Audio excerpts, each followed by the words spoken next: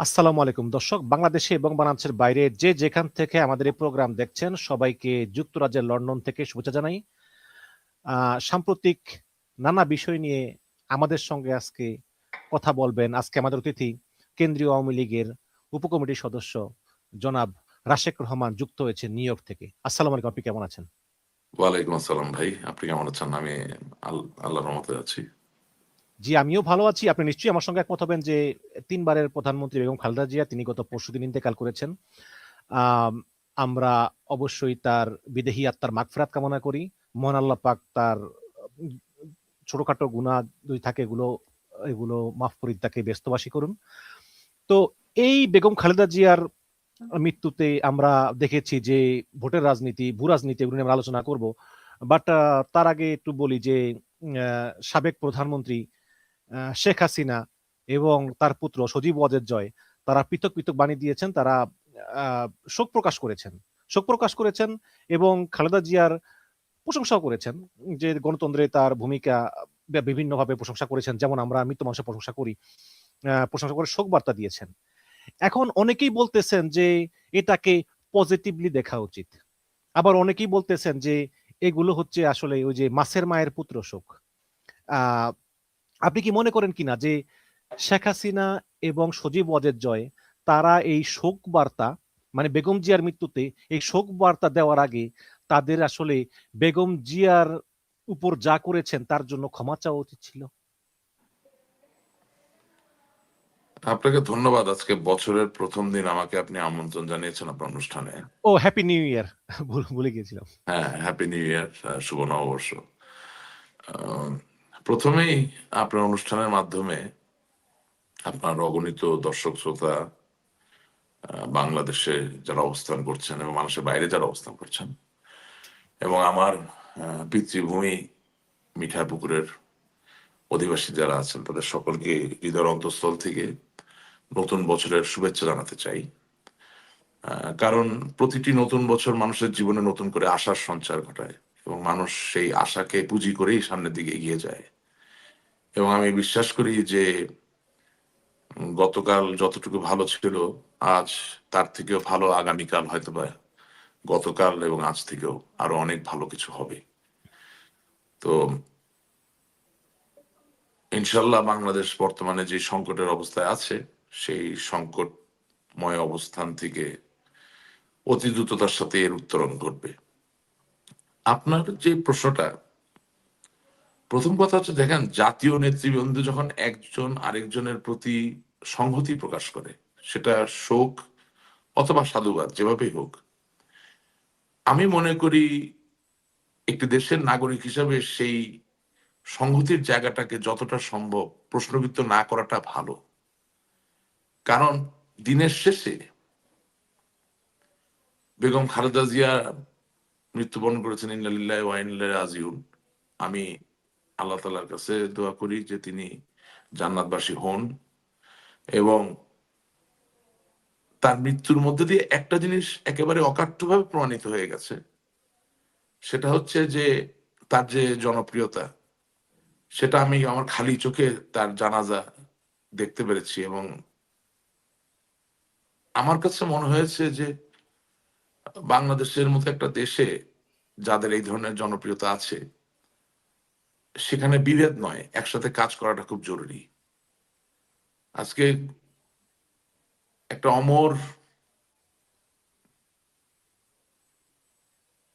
বিবেচ্য বিষয়, কুল্লু নাফসিন জায়কাতুল মউত, আল্লাহ তাআলা বলেছেন যে প্রত্যেক জীবিত প্রাণীর মৃত্যুর আশ্বাস গ্রহণ করতে হবে। বঙ্গবন্ধু কন্যা জননেত্রী শেখ হাসিনা তিনিও মানুষ, তিনিও একদিন এই পৃথিবী থেকে গত হবেন। এবং আমি আপনি বিশ্বাস আপনি করি, আপনি আমিও হব। হ্যাঁ, সবাই হবে। এবং আমি বিশ্বাস করি যে ওনার প্রয়াণের দিনে, ইন্তেকালের দিনে, এরকম লক্ষ কোটি মানুষ তার জন্য কষ্ট পাবে, দুঃখ পাবে, এবং লক্ষ লক্ষ মানুষ তার জানাজায় আসবে। এই দুটো সিচুয়েশনকে আমি এক করার চেষ্টা করছি এই কারণে যে ওনারাই তো বাংলাদেশ নেতৃত্বের জায়গা থেকে। সুতরাং বাংলাদেশের আর্থসামাজিক প্রেক্ষিতকে বিশ্লেষণ করলে যে সমস্যাগুলো আমাদের আছে বা যে সমস্যাগুলো দূর করা প্রয়োজন, সেটা করতে গেলে ওনাদের দুইজনের ঐক্যটা খুব প্রয়োজন ছিল। আমার আমার এখন এই উপলব্ধি তৈরি হচ্ছে। আমি জানি অনেকে আপনার টকশোর কমেন্ট বক্সে লিখবেন আগে বলেন নাই কেন। হ্যাঁ, আগে বলতে পারি নাই, সেই দায়ে বা সেই পাপে তো পাপী, সেটা আমরা বারবারই স্বীকার করছি। এবং মানুষ তার ভুল ভ্রান্তি থেকেই শিক্ষা গ্রহণ করে। আমার কাছে মনে হয়েছে যে Bangladesh is a highly polarised country, and whether we agree with each other or not, we must find a way to work together. এই জিনিসটা অনুপস্থিত হয়ে গিয়েছিল। এবং বঙ্গবন্ধু কন্যা জননেত্রী শেখ হাসিনা যখন শোক জানাচ্ছেন বেগম খালেদা জিয়ার মৃত্যুতে, বা তার সন্তান সজীব ওয়াজেদ জয় ভাই যখন শোক জানাচ্ছেন, আমি মনে করি যে বাংলাদেশকে সঠিক দিকে নিয়ে যাওয়ার জন্যে এই শোক জানানোর জায়গাটা খুবই ইতিবাচক। এটাকে যতটা সম্ভব আমরা প্রশ্নবিদ্ধ করব না, কারণ একে প্রশ্নবিদ্ধ করার মধ্যে দিয়ে আসলে আমাদের অর্জনের কিছু নাই। এবং আরেকটা জিনিস কি দেখেন, প্রতিদিন লক্ষ লক্ষ মানুষ মারা যায় ঈশান ভাই, কিন্তু প্রতিটা মৃত্যু কিন্তু আপনাকে নাড়া দেয় না।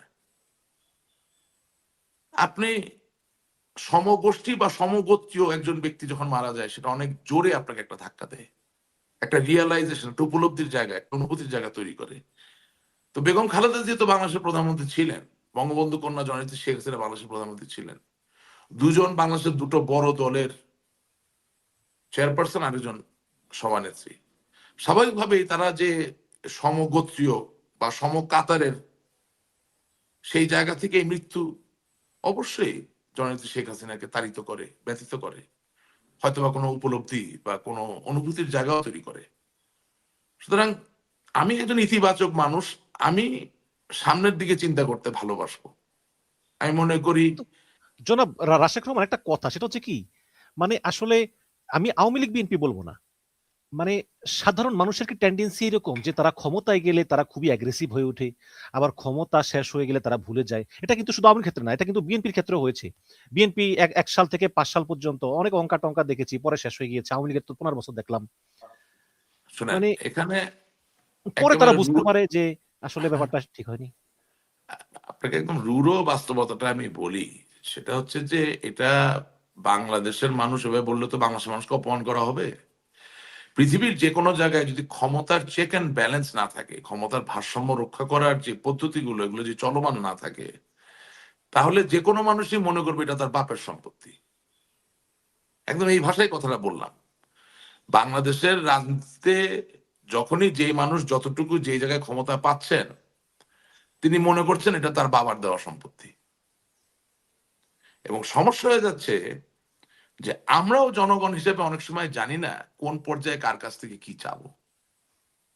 আপনি দেখেন, হাম্বল থাকার বা বিনয়ী হওয়ার তো কতগুলো ব্যাপার আছে। আপনি যুক্তরাজ্যের যে কোনো একজন মেম্বার অফ পার্লামেন্টের কাছে চলে যান, আপনি যে তাকে বলেন যে আপনার নামে একটা মামলা হয়েছে, এই মামলাটা আপনাকে সহযোগিতা করতে হবে, এবং তাকে একটু আপনার পুলিশ স্টেশনের যে অধিকর্তা আছেন তাকে একটু বলে দিতে হবে। Do you think that member of parliament can do that? He can't. যদি আপনার দাবি ন্যায্য হয়, he can raise his voice in the parliament, সে আপনার পক্ষে পার্লামেন্টে কথা বলতে পারবে, কিন্তু একটা ছোট কনস্টেবলের সে মাথার চুল ছিঁড়তে পারবে না। এটাই চেক অ্যান্ড ব্যালেন্স, রাইট? এখন বাংলাদেশের আপনি 5ই আগস্টের আগে কি হয়েছে এটা একটা পর্যায়ে, 5ই আগস্টের পরে কি হয়েছে আপনি দেখেন। 5ই আগস্টের পরে আমরা একটা নির্বাচনের জন্য একেবারেই কি বলবো, মানে তাকিয়ে আছে আর কি, আশা করছি একটা নির্বাচন হবে, এই সংকটগুলো কেটে যাবে, তাই না? এখন নির্বাচনটা কেন?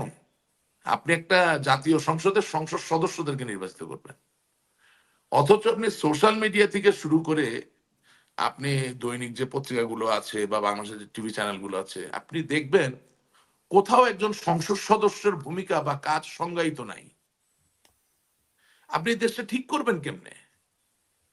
আমার এলাকার মানুষ মনে করতেছে উনি সংসদ সদস্য নির্বাচন করবেন ওনার এলাকার একটা পুল কালভার্ট তৈরি করার জন্য।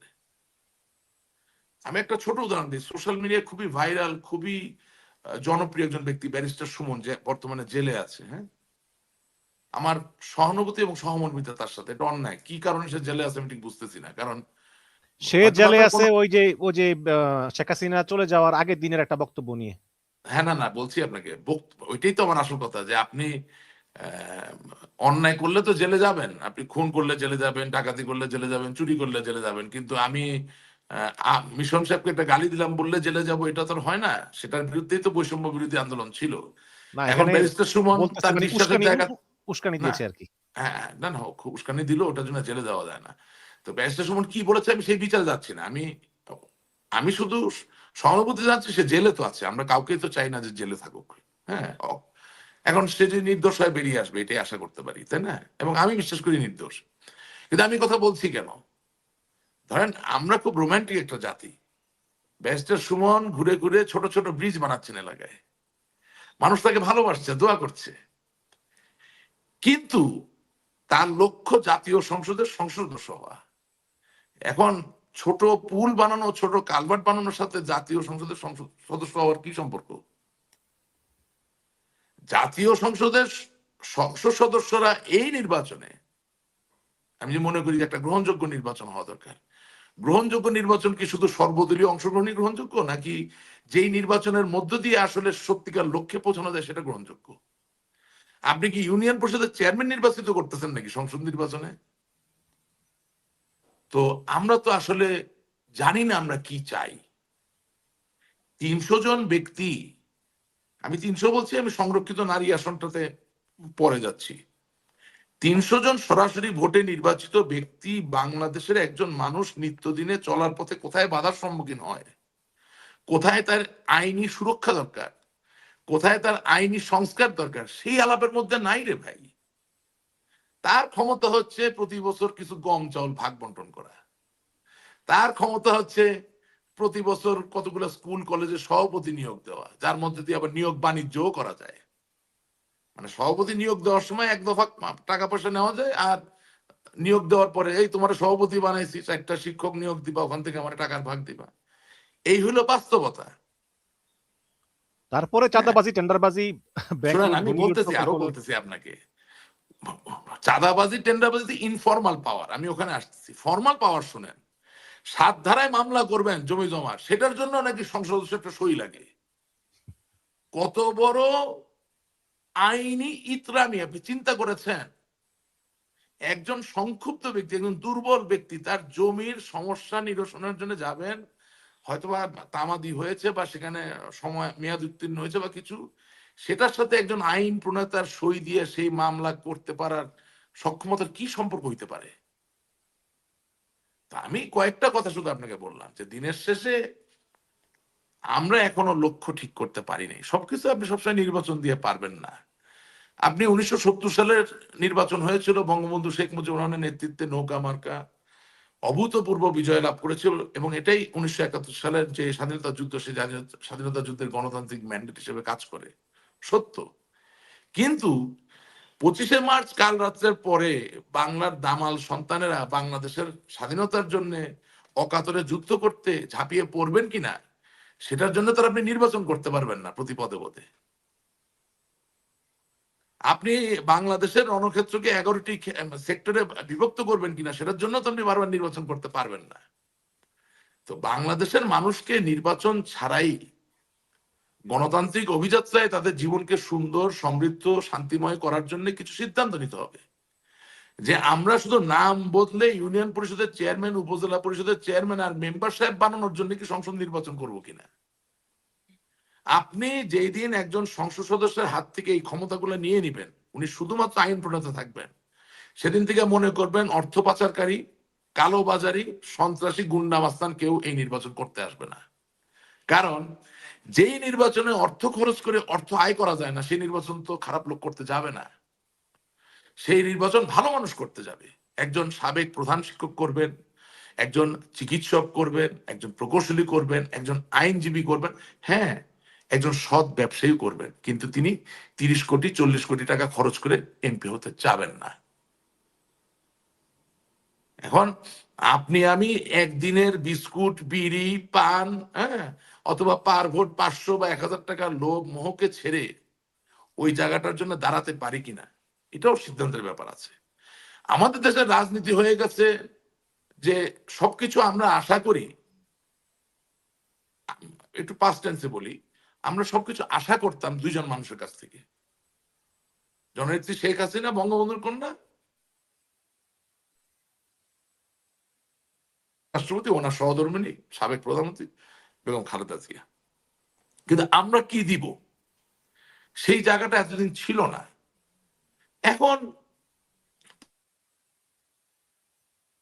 5 আগস্ট মনোপটে এই পরিবর্তন এসে থাকে, তাহলে আলহামদুলিল্লাহ, যেই নির্বাচনী হোক সেটা যদি অংশগ্রহণমূলক হয়, সেখান থেকে বাংলাদেশের মানুষ উপকৃত হবে। কিন্তু ওই আবারও টিআর, কাবিখা, কাবিটা, স্কুলের সভাপতিত্ব, ওই টেন্ডারবাজি যেটার কথা বললেন, হ্যাঁ, বা পুলিশের থানার পুলিশের ওসিকে আইনা দাঁড়া করে রেখে দিলেন, আপনার কথায় মামলা হচ্ছে, আপনার কথায় মামলার ফাইনাল রিপোর্ট হচ্ছে, চার্জশিট হচ্ছে, মিথ্যা মামলা হচ্ছে, সত্য মামলা বাদ পড়ে যাচ্ছে। এই যদি হয়, তাহলে তো এই নির্বাচনগুলোর কোনো মূল্য নাই। এবং এটা ততক্ষণ হতে থাকবে যতক্ষণ পর্যন্ত নির্বাচিত ব্যক্তিদের ওইসব অপ্রয়োজনীয় অপ্রাসঙ্গিক শক্তি আপনি দিয়ে রাখবেন। এক একজন মেম্বার অফ পার্লামেন্ট, এক একজন সংসদ সদস্য তার এলাকায় সর্বজন পূজনীয়, জ্ঞানী, গ্রহণযোগ্য, শ্রদ্ধাভাজন ব্যক্তি না হয়ে এক একজন ছোট ছোট রাজা হিসাবে উপনীত হয়েছিলেন। এটা শুধু আমার দল আওয়ামী লীগের ক্ষেত্রে সত্য না নয়, না না, শুধু আওয়ামী লীগ না, এটা বিএনপি, জাতীয় পার্টি, সব দলের ক্ষেত্রে। টোটাল টোটাল এটা বাংলাদেশের মানে আপনি দুর্ভাগ্য। এমপি মানে আপনি ওই এলাকার কিং। ওই এলাকার রাজা। বাট বাট আপনি এখন লন্ডনে যেখানে বসে আপনি অনুষ্ঠান করছেন, সেখানকার যিনি এমপি, উনি কিং না, এবং ওনাকে হয়তো সবাই সমর্থন করে তাও না, কিন্তু উনি সর্বজন শ্রদ্ধেয়। ওনাকে কেউ চিনেও না। না, হয়তো বা চিনে না, বাট আবার আপনার কিছু কিছু এমপি কিন্তু চেনে, নাহলে তার এমনি এমনি প্রধানমন্ত্রী হয়ে যায় না বা ন্যাশনাল লিডার হয়ে যায় না। হ্যাঁ? তারা তাদের কাজ দিয়ে পরিচিত হয়। But what I am trying to say, ওইটাই আমার পয়েন্ট, যে চেনার প্রয়োজন তো পড়তেছে না, কারণ উনি আছেন আইন প্রণয়ন নিয়ে। উনি যখন কোন জাতীয় পর্যায়ের আইন প্রণয়ন করার ক্ষেত্রে ভোকাল হচ্ছেন, তার কণ্ঠস্বর উচ্চকিত হচ্ছে, উনি যখন ওই দেশের একজন নাগরিকের পাশে গিয়ে দাঁড়াচ্ছেন তার বিপদে, তখন মানুষ তাকে সম্মান, শ্রদ্ধা, সমর্থন সবকিছু দেওয়ার মধ্যে দিয়ে চিনছে। এটাই বাস্তবতা। এখন বাংলাদেশে কোন দিন ওই দিনে আসবে, এই প্রশ্ন যদি আপনি করেন, আমি এখনো সেই লক্ষণ আমার কাছে পরিলক্ষিত হয়নি। আমাদের আমাদের পলিটিক্যাল টকশো গুলোর কোনো রেজাল্ট গ্রাউন্ডে নাই কেন? বিকজ নতুন জেনারেশনের মধ্যে একটা বিরাট বড় পরিবর্তন এসেছে। আওয়ামী লীগের যারা নতুন প্রজন্মের, বিএনপির যারা নতুন প্রজন্মের, বা অন্যান্য দলের যারা নতুন, আমি একটা জিনিস খেয়াল করেছি, যে they are extremely knowledgeable and they are very logical. এবং তারা কিন্তু, আপনি খেয়াল করে দেখবেন, ওখানে বিদ্যুতের লাইন যায় নাই, গ্যাসের লাইন যায় নাই, এসব জিনিস আলাপ করে না। বঙ্গবন্ধু শেখ মুজিবুর রহমান বাংলাদেশকে স্বাধীন করছেন, কিন্তু এই তোরে আমি চাকরি দিব, এই তোরে আমি বিদ্যুৎ দিব, তোরে গম দিব, এটা করে না। উনি ফান্ডা করতে পেরেছিলেন। এখনকার নতুন প্রজন্মের যারা রাজনীতিবিদ, তাদের আপনি টকশো গুলো যদি শুনেন, কথাগুলো যদি শুনেন, ইউ উইল বি এমেজড। তারা মৌলিক কিছু জায়গার তর্ক হচ্ছে যে এই সরকার আংশিক মিথস্ক্রিয়ায় বিশ্বাস করে। অর্থাৎ আওয়ামী লীগেরও যে একজন নতুন প্রজন্মের রাজনীতিবিদ বা রাজনৈতিক কর্মী বা সমর্থক, তিনি যে ওই বিতর্কে অংশগ্রহণ করবেন এবং একটা কমন ন্যাশনাল ন্যারেটিভ তৈরি করার ক্ষেত্রে ভূমিকা পালন করবেন, সেটা আবার আপনি কৃত্রিম ভাবে আটকে দিচ্ছেন। অর্থাৎ যেমন ধরেন, আমি কিন্তু আপনার সাথে শো করতে পারি, কিন্তু আমি বাংলাদেশে অবস্থিত কোনো টিভি চ্যানেল এর সাথে পারি না, কারণ তাদেরকে একটা অঘোষিত একটা নিষেধাজ্ঞা দিয়ে রেখেছে। এখন আপনি যে বিচারের সম্মুখীন হন, বিচারকের সামনে আপনি কিন্তু আপনার মনের কথা বলতে পারেন, আপনাকে আত্মপক্ষ সমর্থন করার জন্য যা বলার প্রয়োজন তা বলতে পারেন। কিন্তু বাংলাদেশে এখন একটা অশনি মেরুকরণ চলছে, তবে সেটার জন্য আমরাও দায়ী কিছুটা। এবং তার মধ্যে দিয়ে আপনি খুব ভালো কোনো রাজনৈতিক বাস্তবতা খুঁজে পাবেন।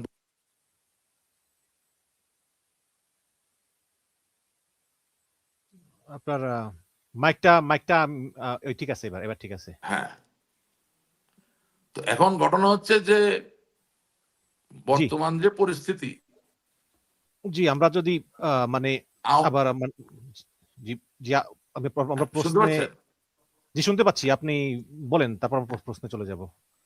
না, আমি বলতে চাচ্ছি যে বর্তমান পরিস্থিতি তাতে করে আপনি যেহেতু বেগম খালেদা জিয়ার মৃত্যু, তার জানাজা এগুলো দিয়ে আর শুরু করলেন, আমি সে জায়গা থেকে বলছি যে বাংলাদেশ আওয়ামী লীগেরও উচিত বেগম খালেদা জিয়ার মৃত্যুর পরে এই লক্ষ মানুষের ভালোবাসা বা শ্রদ্ধা প্রদর্শনের যে জায়গাটা, এটা খুব নিবিড় ভাবে আমলে নেওয়া উচিত। এটাই ডেমোক্রেসি। না আসলে আর আপনি ঠিকই বলেছেন। আসলে এবং জি, সরি, হ্যাঁ বলেন আপনি। কথায় আছে না, কাকে কাকের গোস্ত খায় না, কিন্তু কাকের গোস্ত কাকে খাওয়া শুরু হয়েছে ওই যে 21শে আগস্ট গ্রেনেড হামলা শুরু করছে প্রথমবার, আর মারাত্মক জামাতের অবস্থা লোকেরে হয়েছে। জামাতের লোকেরে ফাঁসি দিয়া খাইছে দ্বিতীয়বার। এনিওয়ে, না, জামাতে ইসলামীর যে 1971 সালের স্বাধীনতা যুদ্ধের বিরুদ্ধে তাদের যে অবস্থান, যেখানে প্রত্যক্ষভাবে কিছু ব্যক্তি গণহত্যা এবং ধর্ষণের সাথে জড়িত ছিলেন এবং বাংলাদেশের মানুষের একেবারেই নিবিড় যে আকাঙ্ক্ষা তার বিরুদ্ধচারণ করেছিলেন, তাদের বিচারে বাংলাদেশে যত না ক্ষতি হয়েছে, আমার কাছে মনে হচ্ছে যে 21শে রাসেল ভাই, আগস্টের গ্রেনেড বঙ্গ হামলার মধ্য দিয়ে, বঙ্গবন্ধু নাকি বঙ্গবন্ধু নাকি ক্ষমা করে দিয়ে গিয়েছিল ওনাদেরকে। না আমি ওই জায়গায় যাচ্ছি, আমি জাস্ট এই জায়গাটা আসি যে 21শে আগস্ট গ্রেনেড হামলার মধ্যে দিয়ে যেটা একটা মারাত্মক ব্যাপার হয়ে গেছে, সেটা হচ্ছে যে বাংলাদেশের গণতান্ত্রিক রাজনীতির দুটি বড় ধারক বাহক, অর্থাৎ আওয়ামী লীগ এবং বিএনপি এর মাঝে একটা চিরন্তন একটা বিভক্তি, বিভেদ চলে এসেছে। আমি জানি না কিভাবে এই বিভেদ দূর হবে বা আদৌ হবে কিনা, বাট যতদিন এই ঘটনাগুলো সুরাহা বা বিচার যেইভাবেই বলেন বা তদন্ত একেবারে প্রশ্নাতীত ভাবে সমাপ্ত না হবে, ততদিন পর্যন্ত বাংলাদেশের শান্তির রাজনীতি আসা খুব কঠিন। এটা বাস্তবতা। আম, আমাকে এটা মেনে নিতে হবে। আর বঙ্গবন্ধু ক্ষমা করে দিয়ে গিয়েছেন কথাটা ওইভাবে সত্য নয়। বঙ্গবন্ধু অসম্ভব রকম প্রজ্ঞার মানুষ ছিলেন। তিনি একটি সাধারণ ক্ষমা ঘোষণা করেছিলেন, যেখানে ক্ষমার আওতাটা খুবই পরিষ্কার। সেটা হচ্ছে 1971 সালে যারা বিভিন্ন প্ররোচনায় বা ভীতির সম্মুখীন হয়ে রাজাকার হয়েছিলেন বা শান্তি কমিটির সদস্য হয়েছিলেন, কিন্তু সরাসরি কাউকে হত্যা, ধর্ষণ বা অগ্নি সংযোগের সাথে জড়িত ছিলেন না, তারা ওই ক্ষমতার আওতায় পড়ে। কিন্তু যাদের বিরুদ্ধে একেবারে সুনির্দিষ্ট অভিযোগ ছিল, হত্যা, অগ্নিসংযোগ, লুণ্ঠন, আপনার ধর্ষণ, তারা কিন্তু ওই ক্ষমার অংশ ছিলেন না। সুতরাং ওই জায়গায় একটা বিভ্রান্তি থেকে যায়। জি, এখানে বিএনপির নেতা নজরুল ইসলাম খান তিনি একদম সরাসরি বলেছেন যে খালেদা জিয়ার মৃত্যুর জন্য এর দায় হচ্ছে ফ্যাসিস্ট হাসিনার। তাহলে আহ, আসলে কি এই বিএনপি আওয়ামী লীগের ভিতরে কোনো ঐক্য হওয়ার সম্ভাবনা আছে কিনা আপনি মনে করেন? বিএনপি আওয়ামী লীগের ভিতরে কোনো ঐক্য হওয়ার সম্ভাবনা নাই, তবে বাংলাদেশকে বাঁচাতে হলে ঐক্যের প্রয়োজন। পরিষ্কার কথা। জি, আমরা দেখলাম বেগম জিয়ার শেষকৃত্য অনুষ্ঠানে আমরা দেখলাম যে ভারতের পররাষ্ট্রমন্ত্রী জয়শঙ্কর এলেন, তিনি তারেক রহমানের সঙ্গে দেখা করলেন, কথা বললেন, সঙ্গে ছিল প্রণয় ভার্মা, তিনি হচ্ছেন হাই কমিশনার। এবং আমরা লক্ষ্য করতেছি যে ভারতীয় সব পত্র পত্রিকা মিডিয়াগুলো থেকে শেখ হাসিনা হারিয়ে গিয়েছে, জাস্ট হারিয়ে গিয়েছে।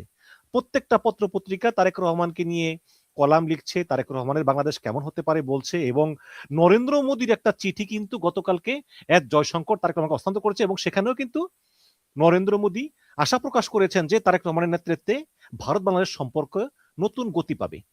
তাহলে আপনার কাছে প্রশ্ন, যে শেখ হাসিনার প্রয়োজন কি আসলে ফুরিয়ে গিয়েছে আচ্ছা, নতুন বন্ধুকে?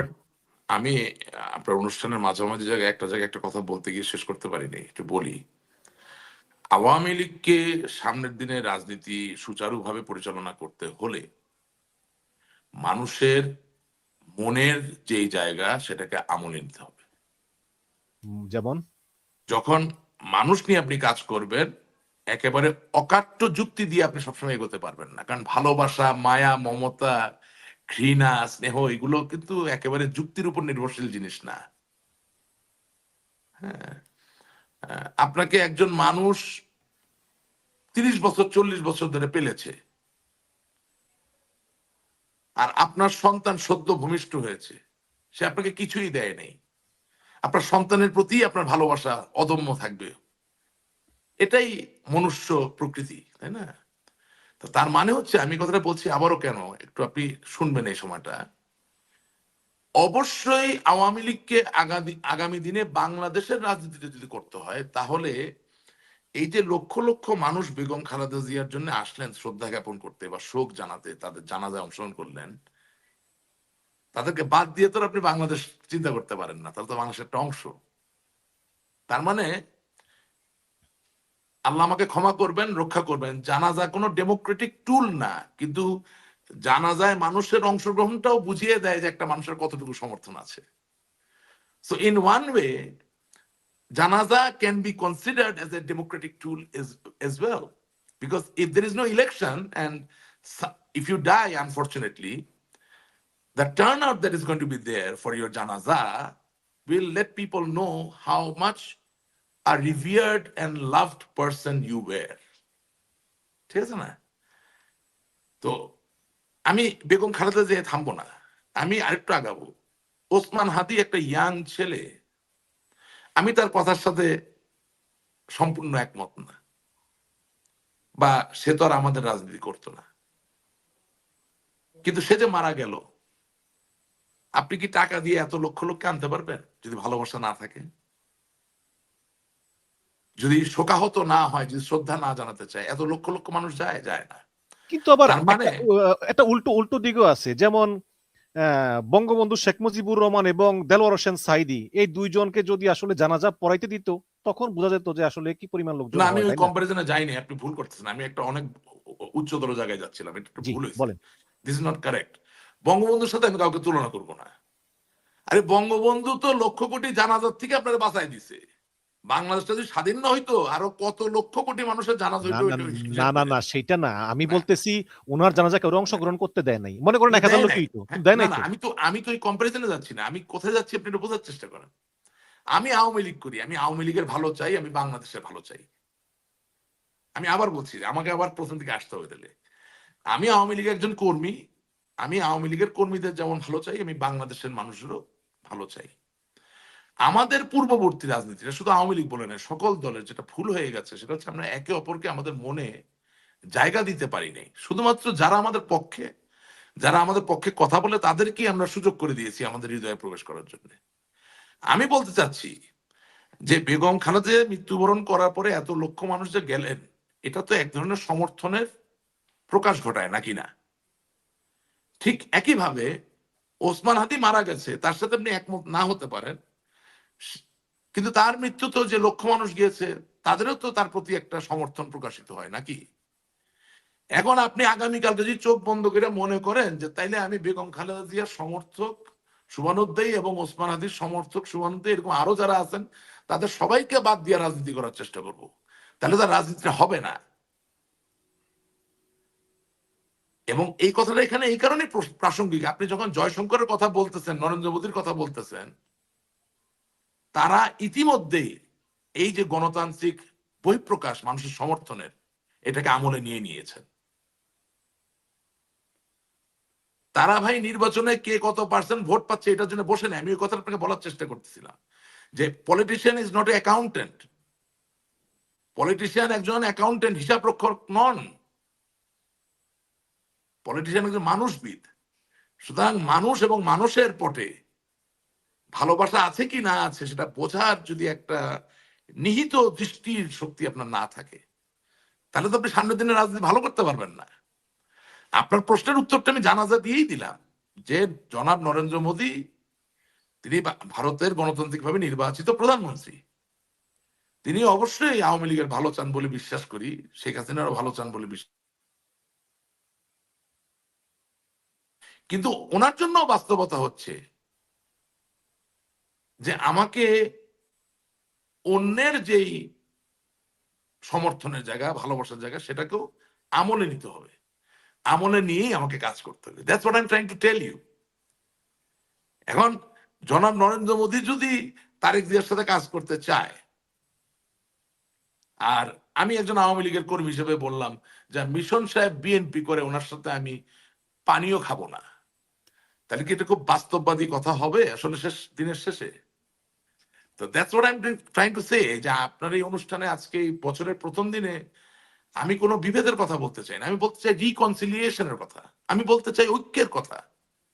কারণ সারা পৃথিবীর সকলের জন্য 1 জানুয়ারি সুন্দর, মধুর, আশার, আকাঙ্ক্ষার। বাঙালির জন্য কি আবারও নতুন করে ব্যথা, অশান্তি, দুর্যোগ, গোলযোগ, ঘৃণা? না, আমাদের জন্য 1 জানুয়ারিতে তাই হওয়ার কথা, শান্তির হওয়ার কথা, যদি আমরা একটা ঐক্যের জায়গা খুঁজে পাই। জি জি, তবে তবে অনেকেই মনে করতেছেন যে মানে অনেকে বলতেছেন, মানে গতকালকের পর থেকে, যে আওয়ামী লীগ, বিএনপি, ভারত এবং ওয়াকারুজ্জামান একই সুতায় বাঁধা, তারা সবই হচ্ছে গিয়ে মানে এক নায়ের মাঝি। তো এই এই এই এই হচ্ছে আর কি অবস্থা না, এখন। আমি আমি আপনারা আসলে, আমি জানি না এগুলো অ্যানালিসিস কোথা থেকে আসে, কে দেয়। হ্যাঁ, না, জামাতের পক্ষ বলে আর কি, যে এটা সেনা সেনা প্রধান ওয়াকারুজ্জামান সাহেবকে নিয়ে উম, এখন আলাপ করতে পারেন, কিন্তু বাংলাদেশের মানুষের এখন যেই জনস্রোত, যেই দিকে তাদের চিন্তা ভাবনা, এর বিরুদ্ধে যে ওনার যেহেতু কিছু করার নাই, সুতরাং ওনাকে নিয়ে আলাপ করে খামাকা ইকুয়েশনটাকে, সমীকরণটাকে ঘোলাটে করবেন কেন? ওনার হাতে এখন কি কি আছে আপনি মনে করছেন? না, উনি তো, ওনার হাতে তো তেমন কিছুই নাই, বাট বাট অনেকে বলে যে উনি চায় তো আর কি, যে তো যে যে যে তো উনি মানে সেনা প্রধান আছেন, উনি চাকরিটা করছেন, উনি অবসরে যাবেন। হ্যাঁ, হোক, প্রাকৃতিক ভাবে হয়ে যাক। খামাকা বারবার ওনাকে একটা এই পলিটিক্যাল সমীকরণের ভিতরে এনে সমীকরণটাকে জটিল করছেন, আর কিছু না। কারণ অনুঘটক হিসেবে উনি খুব যে এফেক্টিভ কোন অনুঘটক তা কিন্তু নয়। আপনি মনে করেন 5ই আগস্টের পরে ওনার যে ভূমিকাটা ছিল সেটা তো উনি পালন করতে পারেন নাই বা করতে চান নাই। আমি দুটো অপশন ওনাকে দিব, কারণ আমি তো আর সবকিছু জানি না। করতে পারেন নাই অথবা করেন নাই, সেটা কি? এই যে হাজারো মানুষ মৃত্যুবরণ করলো, আপনি কি মনে করেন 5ই আগস্টের পরে শুধুমাত্র রাজনৈতিক ভাবে যারা খুব শানিত ছিল তারা মৃত্যুবরণ করেছে? ওই সময়কার সংকটের সুযোগে তো বহু সাধারণ মানুষকে হত্যা করা হয়েছে, নির্যাতন করা হয়েছে। এবং আপনার সাথে আমার জমি জমার গন্ডগোল, আপনার সাথে আমার ব্যবসায়িক গন্ডগোল, আমি আওয়ামী লীগ নামটা, এই ফ্যাসিবাদ নামটাকে ব্যবহার করে আপনাকে আমি হত্যা করেছি বা চিত্র থেকে সরিয়ে দিয়েছি।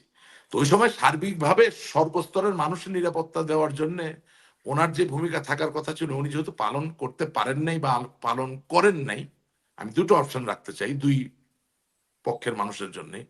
সুতরাং এখন এই সময় ওনাকে কোনো সমীকরণে ঢুকিয়ে, no, I think it's unnecessary, you don't need to do that. আর আওয়ামী লীগ, বিএনপি, আরেকটা কি বললেন, নরেন্দ্র মোদী, এক সুতায় গাথা। নরেন্দ্র মোদী এবং জেনারেল ওয়াকারুজ্জামান এরা ভাই, মানে। রক্তের ব্যাপার যখন চলে আসে না, যখন আপনি মনে করবেন যে আপনাকে কেউ হত্যা করার চেষ্টা করছে, তখন এক সুতায় থাকা, মানে এক বন্ধনে আবদ্ধ হওয়া, এগুলো আলেখ্য ছাড়া আর কিছু নয়। আপনাকে, জনাব আপনার জনাব সাথে রাশেদুল বললাম রহমান, তো, আপনার আমার সাথে হুম, আমার কাছে কেন যেন মনে হয় যে আসলে বিএনপি এবং আওয়ামী লীগের পক্ষে এক হওয়া সম্ভব না। আহ অনেক দিনের একটা মানে এটা আছে, রিয়ালিটি, এটা রিয়ালিটি। এবং এবং শেষ পর্যন্ত এই যে এই 1,500 হত্যাকাণ্ড, অবশ্যই এর জন্য বিএনপি বলেন, জামাত বলেন, তারা অবশ্যই দায়ী করবে এই যে শেখ হাসিনা এবং মানে টপ টপ নেতৃত্ব আওয়ামী লীগের।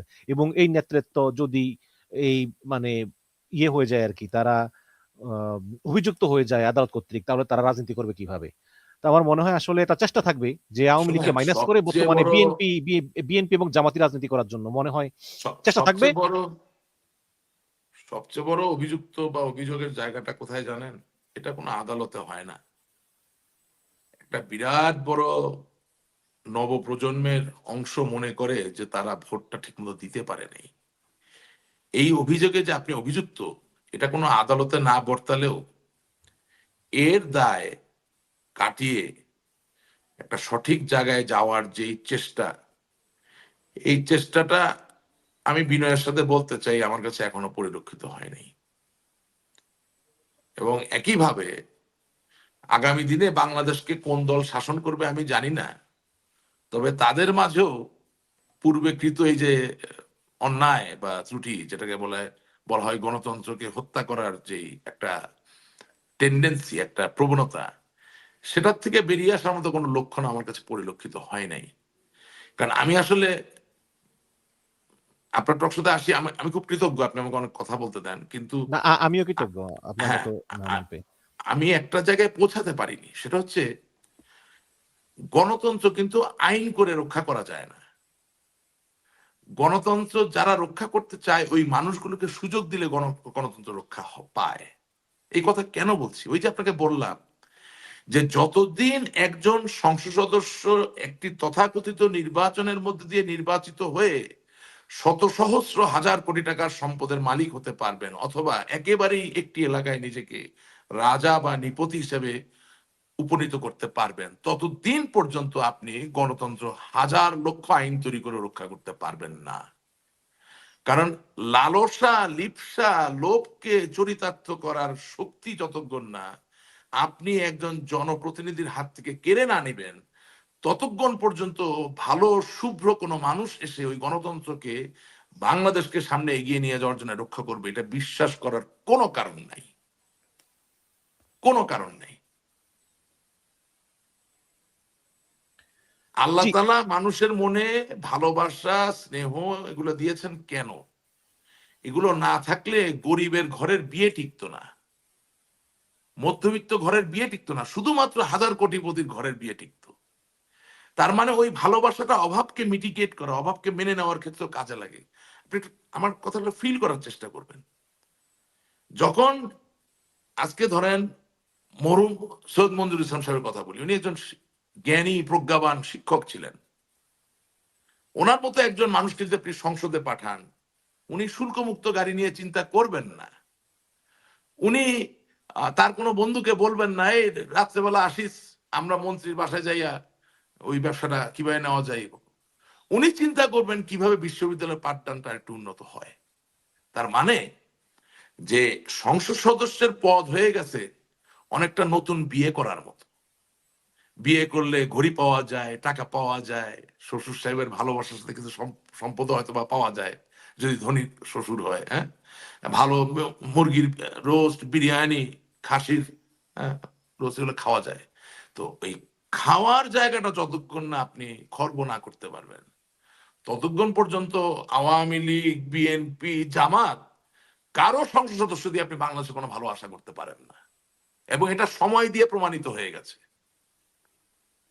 আপনি মনে করেন জামাত ইসলাম অনেক কথা বলে, তো জামাত ইসলামকে যদি প্রশ্ন করেন যে আপনার তো 2001 সাল থেকে 2006 সালের সংসদ সদস্য ছিল বেশ কয়েকজন, হ্যাঁ, এবং আপনাদের দলের শীর্ষ নেতৃস্থানীয় ব্যক্তিরাই সংসদ সদস্য ছিলেন এবং মন্ত্রীও ছিলেন, কয়বার সংসদে দাঁড়াইয়া আপনি ওই সময় আপনার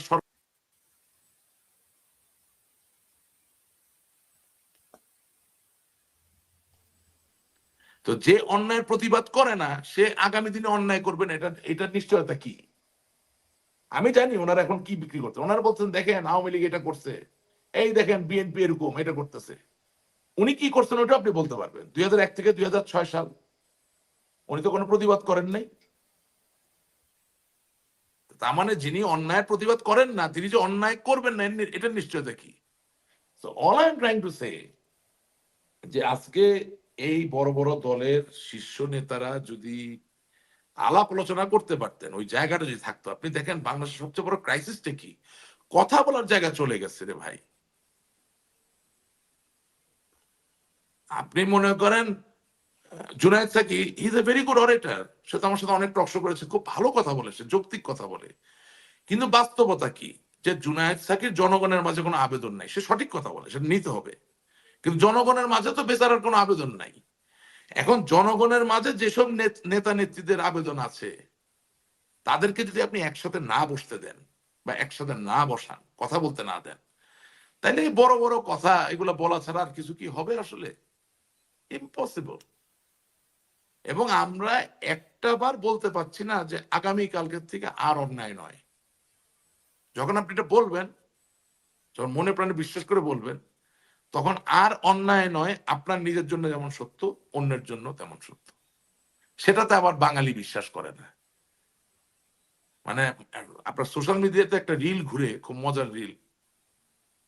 তো এক আফ্রিকার এক ব্যক্তিকে জিজ্ঞেস করা হচ্ছে যে তোমার দুর্নীতি সম্পর্কে তোমার অভিমত কি?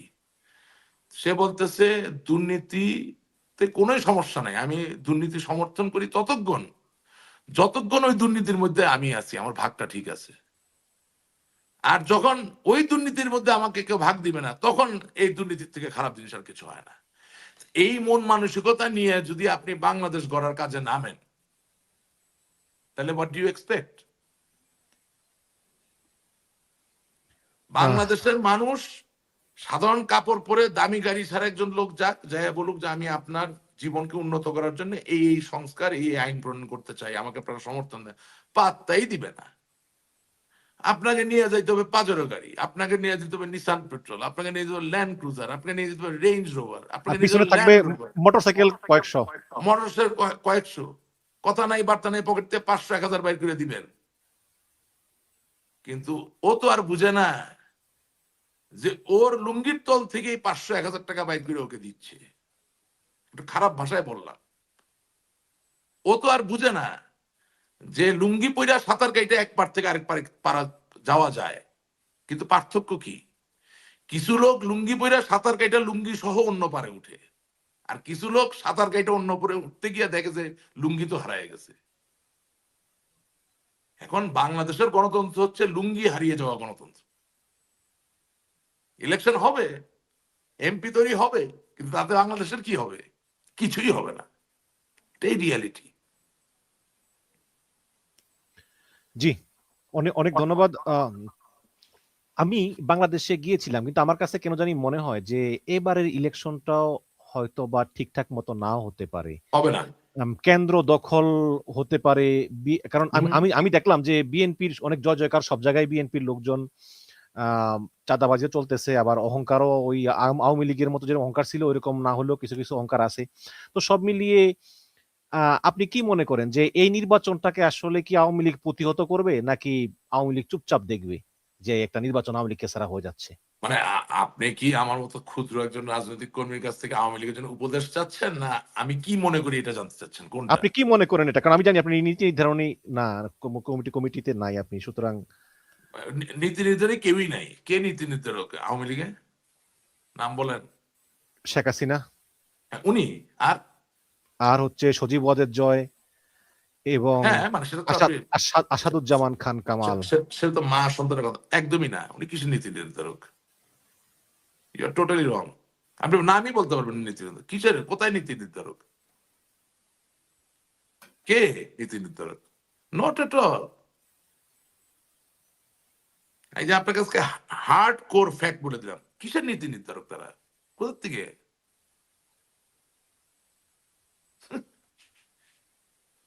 না, জাহাঙ্গীর কবির নানক, হাসান মাহমুদ, এরা তো বিভিন্ন অনুষ্ঠানে অনলাইনে যুক্ত হয়। না, অনুষ্ঠানে যুক্ত হওয়া তো আর নীতি নির্ধারক হবে না। ওনারা আমার সিনিয়র নেতা, অবশ্যই ওনারা সম্মানী মানুষ, আমার কাছে সম্মান পাবেন। কিন্তু নীতি নির্ধারক বলতে যা বুঝায়, আপনি যেটা বুঝতে চাচ্ছেন সেটা কেউই না। ওই নাম আপনি আমি জানি না, বা আমরা বলি না। এটাই বাস্তবতা, এটাই তার সত্য। তার মানে নীতি নির্ধারক আছে, বাট ওই নাম আমরা বলি না, আমরা জানি না। ওই যে যাদেরকে জানি ওরা নীতি নির্ধারক না। গণতন্ত্র যখন পুরাপুরি পাশ না করে, যখন ফেল করে, তখন নীতি নির্ধারকদেরকে চেনা যায় না। জি, আমি কি বুঝতে পারছি কথাটা আপনাকে? জি, ধন্যবাদ। এবং আগামী নির্বাচন একেবারেই গ্রহণযোগ্য নির্বাচন হবে না। বিএনপির মাঝে এবং জামাত ইসলামী তারা নিজেরাই বিভিন্ন রকম সংঘর্ষে জড়িত হবে, এবং এই নির্বাচনের পরে নতুন করে একটা রাজনৈতিক সমীকরণ তৈরি হবে। আর আমার ব্যক্তিগত জায়গাটা হচ্ছে যে আওয়ামী লীগ কোনোদিনও কোনো নির্বাচনের বাইরে থাকে নাই, এবং এটাই আওয়ামী লীগের একটা বড় শক্তি। আওয়ামী লীগ নির্বাচনের বাইরে থাকছে। 1996 সালের 15 ফেব্রুয়ারি নির্বাচন হয়েছিল, নির্বাচন আওয়ামী লীগ অংশগ্রহণ করে নাই। হ্যাঁ হ্যাঁ, মানে রাইট, এক্স্যাক্টলি, থ্যাংক ইউ, ঠিকই বলছেন, আমার একটু ভুল হয়ে গেছে, ক্ষমা করবেন। প্রহসনমূলক 1996 সালে 15 ফেব্রুয়ারি নির্বাচন হয়েছিল, প্রহসনমূলক, নিজেরা খেলি এই টাইপের একটা নির্বাচন, যেটা আমরাও 2024 সালে 7ই জানুয়ারি করেছিলাম। সেটার থেকে তারা বাইরে ছিল এবং প্রতিহত করেছে। কিন্তু সাধারণত আওয়ামী লীগকে দেখা যায় নির্বাচনটাকে একটা রাজনৈতিক হাতিয়ার হিসেবে ব্যবহার করা, অর্থাৎ কারচুপি হলেও তারা নির্বাচন করে দেখিয়ে দেয় যে কারচুপি হয়েছে, আবার ভালো নির্বাচন হলেও সেখানে নির্বাচনে অংশগ্রহণ করার মাধ্যমে জনগণকে নিয়ে কাজ করার চেষ্টা করে। সেই জায়গাতে থেকেও আমি মনে করি আগামী নির্বাচনকে কতটুকু প্রতিহত করা যাবে সেটা ভাবতে হবে, দেখতে হবে। প্রতিহত করতে গিয়ে যদি প্রতিহত না করতে পারেন তাহলে খারাপ, আর প্রতিহত যদি করতে পারেন তাহলে রাজনৈতিকভাবে আওয়ামী লীগ তার যে শক্তি সেটা দেখাতে পারলো। তবে সবচেয়ে বড় যেই ব্যাপার আমি মনে করি, বৈষম্য বিরোধী আন্দোলন কতটা বৈষম্য বিরোধী হয়েছে বা কতটা মানুষের মনের আকাঙ্ক্ষা পূরণ করতে পেরেছে, এটা আমাদের উচিত সহযোগিতা করা, মানুষকে বুঝতে দেওয়ার জন্য। আওয়ামী লীগ 100% সঠিক সেটা কেউ দাবি করতে পারবে না, বিএনপি 100% সঠিক এটাও কেউ দাবি করতে পারবে না। সেই জায়গা থেকে আমি মনে করি যখন কিছু মানুষের একটা আকাঙ্ক্ষার জায়গা তৈরি হয়েছে যে না জানি কি পরিবর্তন আসবে, আপনি আমি যদি বুঝি যে আসলে পরিবর্তন আসবে না, সেই ক্ষেত্রে বাধা সৃষ্টি না করে সহযোগিতা করা উচিত মানুষকে বুঝতে দেওয়ার জন্য। কিন্তু জনাব রাশেক রহমান, বাধা সৃষ্টি করার কি সামর্থ্য আছে? আমি তো আপনারা না হাসতেন, আপনারা এক সময় হাসতেন যে বিএনপি সবসময় ঈদের পরে আন্দোলনে ডাক দেয়। আমি তো আওয়ামী লীগের ভিতর একটা না না মনোভাব দেখি, তারা মনে করতেছে যে কি দরকার এখন, পরে 10 বছর পরে দেখবো, মানে আওয়ামী লীগ পুরো না, নিষ্ক্রিয়। হ্যাঁ, ওই হাসাহাসির ফলশ্রুতিতে তো আমরা এখন দেশের বাইরে, আমরা একটু বেশি হেসে ফেলছি তো। হুম। তবে আওয়ামী লীগ যারা রাজনীতি বোঝেন তারা হাসাহাসি করতেন না। ওই আমার এক মুরব্বী আছেন, খুব হাসাহাসি করতেন, হ্যাঁ, বিশ্ব জোকার যাকে মানুষে বলে। তার জন্য আমরা তো অপমানিত হচ্ছি, অনেক কথাই তো উনি সুর করে করে, হ্যাঁ, বলেছেন। এবং একটা free free content of being entertained is that person. উনি সোশ্যাল মিডিয়ার ভাষায় উনি একটা বিনামূল্যে প্রাপ্য একটি হাসির খোরাক, যতবার ছাড়বেন হাসবেন আপনি। আওয়ামী লীগের লোক হাসে, বিএনপির লোক হাসে এর কথা শুনলে। এটা অ্যামেজিং ব্যাপার, এই জিনিস কিভাবে আল্লাহর দুনিয়া তৈরি হলো আমি ঠিক জানি না। এবং ওইটারই খটা এখন আমাকে আপনার কাছে শুনতে হলো যে আপনারা তো হাসাহাসি করতেন। হ্যাঁ, যারা আসলে আওয়ামী লীগের রাজনীতিটা মন দিয়ে করতো, যারা দেশকে বুঝে মানুষকে, তারা হাসাহাসি করতো না। তারা খুব ভালো জানতো কি হবে, কি হচ্ছে, বুঝতে এই পারতো। ইগলাই বাংলা নামে একটা দর্শক লিখেছেন যে নিজু মজুমদার কি আসলে আওয়ামী লীগের নীতি নির্ধারক? নিজুম মজুমদার বাংলাদেশ আওয়ামী লীগের কঠিন সমর্থক এবং কঠিন শুভাকাঙ্ক্ষী। নীতি নির্ধারক কিনা? আমি যেই ফরম্যাটে রাজনীতিটা করেছি তাতে করে তো আমার জানা মতে সে নীতি নির্ধারক না, হয়তো অনানুষ্ঠানিক হতে পারে, আমি অত তো আর জানি না, আমার জানার একটা সীমা পরিসীমা আছে, হতে পারে, আই হ্যাভ নো আইডিয়া। জি। আপনারা ওসমান হাদিকে দুনিয়া থেকে সরিয়ে দিলেন কেন? আপনারা কি অর্জন করলেন? কারা? আওয়ামী লীগ। না, ওসমান হাদিকে যে হত্যা করেছে তাকে অতি দ্রুততার সাথে বিচারের সম্মুখীন করতে হবে, বিচার করতে হবে। এবং এই ধরনের হত্যাকে কোনোভাবে, এটা আওয়ামী লীগের জায়গা থেকে আমি বলবো না, আমি একজন মানুষ হিসেবে বলবো যে এই ধরনের কোনো হত্যাকাণ্ডকে কোনোভাবে উৎসাহিত করা যায় না এবং এটা কন্টিনিউ করতে দেওয়া যায় না। কারণ আপনার সাথে মতের মিল না হলে আপনি গুলি করে মেরে ফেলবেন, হোয়াট ইজ দিস? এটা কি দেশ হবে তাহলে?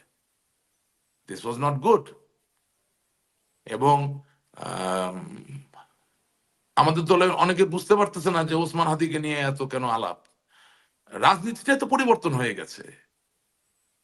আগের দিনে সাইকেলের পেডেস্টেলে বসে বঙ্গবন্ধু শেখ মুজিবুর রহমান 1950-এর দশকে আমার রংপুরের মিঠাপুকুরের রানীপুকুর ইউনিয়নে গেছেন, রাস্তা ছিল না। বর্তমান রাজনীতি তা না, বর্তমান রাজনীতি সোশ্যাল মিডিয়া নির্ভর। ইনফ্যাক্ট 5ই আগস্টের আগে যদি সোশ্যাল মিডিয়াকে আমরা আমলে নিতাম তাহলে তো আমাদের এই পরিণতি হতো না। কারণ দিনের শেষে বাস্তবতা হচ্ছে কোন দেশে যখন সুস্থ ধারার সাংস্কৃতিক চর্চা থাকে না, যখন কোন দেশে সুস্থ ধারার শারীরিক বিনোদনের কোনো জায়গা থাকে না। তখন সোশ্যাল মিডিয়া হাতে যে ফোন ধরা, এটাই তো আপনার একমাত্র বিনোদনের জায়গা। আপনি রিল দেখছেন, আপনি বিভিন্ন ভিডিও দেখছেন, রাইট? এবং সেখানে যখন কোনো ব্যক্তি তার মতামত দিচ্ছে, যদি ওই মতামতের সাথে আপনার মনের মিল, একটা সন্ধির জায়গা তৈরি হয়, মনের অজান্তে লক্ষ লক্ষ কোটি কোটি অনুসারী তৈরি হয়ে যায়, তাই না? তো ওসমান হাদিরও তাই হয়েছিল। তার যে মতবাদ, আমি আবারও বলছি, সবটাকে আমি মেনে নিব তা না, কিন্তু সবটার আবার আমি বিরোধিতা করবো সেটাও তো না। যদি কেউ বলে যে আমি এই সমাজে ইনসাফ চাই, আমি সেটার বিরুদ্ধে কথা বলতে পারি, অবশ্যই ইনসাফ চাই, কারণ অন্যায় তো আমার উপরে হতে পারে। ইনসাফ মানে ন্যায় বিচার, ঠিক আছে না? আচ্ছা, এখন কিন্তু মানে এই যে বলে যে জাহাঙ্গীর কবির নানকের পিএস এর সঙ্গে চুক্তি হয়েছে, না, সিঙ্গাপুর গিয়ে কথা হয়েছে, শুনেন, এটা এটা তো আমি জানি না। কোন শাহিন চেয়ারম্যান নারায়ণগঞ্জের সে জড়িত আমি উত্তর আমি দিচ্ছেন। তো সেগুলো জানি না। আমি তো তদন্তকারী কর্মকর্তা না, বা তদন্তকারী সংগঠন বা বাট সংস্থা না। আপনি আপনি চান যেই অন্যায় করুক আমি শাস্তিটা যাতে হয়, সহজ বিচার যাতে কথা হয়। বলে দিচ্ছি যে ওসমান হাদিকে যারা হত্যা করছে তাদেরকে 100-র ভিতরে 100 ভাগ দৃষ্টান্তমূলক বিচার করতে হবে। কারণ যিনি ওসমান হাদির পক্ষে এবং যিনি বিপক্ষে উভয়ই জানবেন, যদি এই হত্যাকাণ্ডগুলোর বিচার না হয়, আপনিও নিরাপদ না। নৈতিক, আদর্শিক, মনোগত বিরোধিতার মানে এই নয় যে আপনি শারীরিকভাবে কাউকে হনন করবেন বা হনন করার আপনার অধিকার কেউ আপনারা দিয়েছে। Point blank, simple. এই বিষয়ে কোনো ডিবেট হতে পারে না, সেটা যেই হত্যা করে থাকুক। আর যারাই হত্যা করছেন তারা কি খুব সাকসেসফুল হয়েছেন নাকি? সোশ্যাল মিডিয়ার কি ক্ষমতা, বা একজন ইয়াং ছেলের রক্তের কি শক্তি, আপনি কি ওই জানাজার থেকে বুঝতে পারেন নাই? তার মানে হচ্ছে যে যত বড় রাজনৈতিক দলের মালিকই আপনি হন না কেন, যদি ওই নবীন, তরুণ, ওই যুবা রক্তের সুযোগ যদি না করে দেন, আপনি রাজনীতি টিকতে পারবেন না। ওই মৃত্যু, ওই হত্যাকাণ্ডের মধ্যে এটাই বাংলাদেশে প্রমাণিত হয়েছে। চলতে পারেন না, পায়জামার ফিতা ঠিক থাকে না, হাঁটতে পারেন না ঠিক মতো।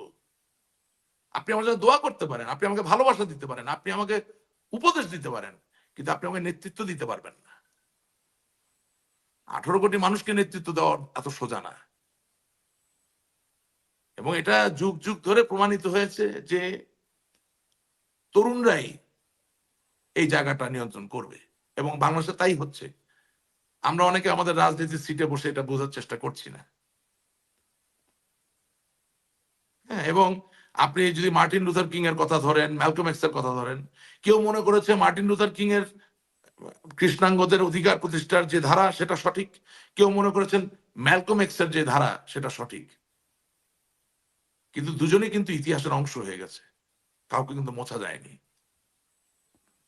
আপনাকে এই জায়গাটায় পৌঁছাতে হবে যে আর কতদিন সহিংসতার রাজনীতি বাংলাদেশে চলবে। এবং অফকোর্স ইউনূস সরকারকে এই দায়ভার নিতে হবে যে ওসমান হাদিকে যে হত্যা করা গেল দিনে দুপুরে, তাহলে সে হত্যাকারীকে কেন আপনি ধরতে পারলেন না? বা আপনি কেন তাকে প্রোটেকশন দিতে পারলেন না? If you are a government, আপনি যদি সরকার হন, তাহলে তাকে প্রোটেকশনও দেওয়া দরকার ছিল। সো আমাদেরকে খুব ফোকাস ভাবে জিনিসগুলো নিয়ে এগোতে হবে। এবং আমাকে একজন বাংলাদেশ আওয়ামী লীগের সিনিয়র নেতা, আপনার সংজ্ঞায় যাকে বলে নীতি নির্ধারক আর কি, কিন্তু আমি জানি কতটা সে নীতি নির্ধারক। হ্যাঁ, সে আমাকে বলতেছে যে তুমি ওসমান হাদির জানাজা দেখে তোমাকে যদি কেউ বলে যে এক লাইনে এক্সপ্রেস করো, এক লাইনে বলে এটা কি। আমি বললাম যে ওসমান হাদির জানাজা হচ্ছে এক লাইনে, এটা বই প্রকাশ করতে, এটা বাংলাদেশের মানুষের অ্যান্টি ইন্ডিয়ান সেন্টিমেন্টের বই প্রকাশ। অ্যান্টি ইন্ডিয়ান সেন্টিমেন্টের বই প্রকাশ। Yes, yes. কিন্তু কিন্তু এটা কি আপনারা বুঝতে পারতেছেন? আপনারা যখন ক্ষমতায় ছিলেন তখন এই আপনারাই কি অ্যান্টি ইন্ডিয়ান সেন্টিমেন্টটা বিল করার জন্য না, দায়ী না? এখানে আমি আপনাকে বলি, বাংলাদেশকে যদি সামনে এগোতে হয়, ভারতকে বন্ধু হিসেবে নিয়ে এগোতে হবে। সহিংসতা, সংঘর্ষ আসলে কোনো সমাধান না। কিন্তু আপনি যখন কাউকে আপনার পছন্দের মানুষ হিসেবে না, উপস্থাপন করবেন, একটু বলি, ইদানিং দেখি অনেকে অনবরত ভারতের বিরুদ্ধে কথা বলে একটু ছোটখাটো যুদ্ধ করতে চায়, আবার না, আওয়ামী লীগের জন্য দায়ী করে। না, না, ওগুলো ইম্পর্টেন্ট না। আপনি একটু আমার কথাটা ফিল করার চেষ্টা করেন। আমি যেটা বলতে চাচ্ছি যে আমাদের পলিটিক্যাল ফেলিয়ারটা কোথায়, আমি সেটা বলার চেষ্টা করছি। হ্যাঁ, ওই ছোটখাটো গুলা টোটকা আলাপ টালাপ এগুলো কোনো মানে হয় না। হ্যাঁ, আমাদের পলিটিক্যাল ফেলিয়ারটা হচ্ছে যে প্রথমে আমাদের কয়েকটা উপলব্ধির জায়গায় আসতে হবে। এক হচ্ছে যে আহ, জাপান যদি সারাদিন কোরিয়ার সাথে যুদ্ধ করে,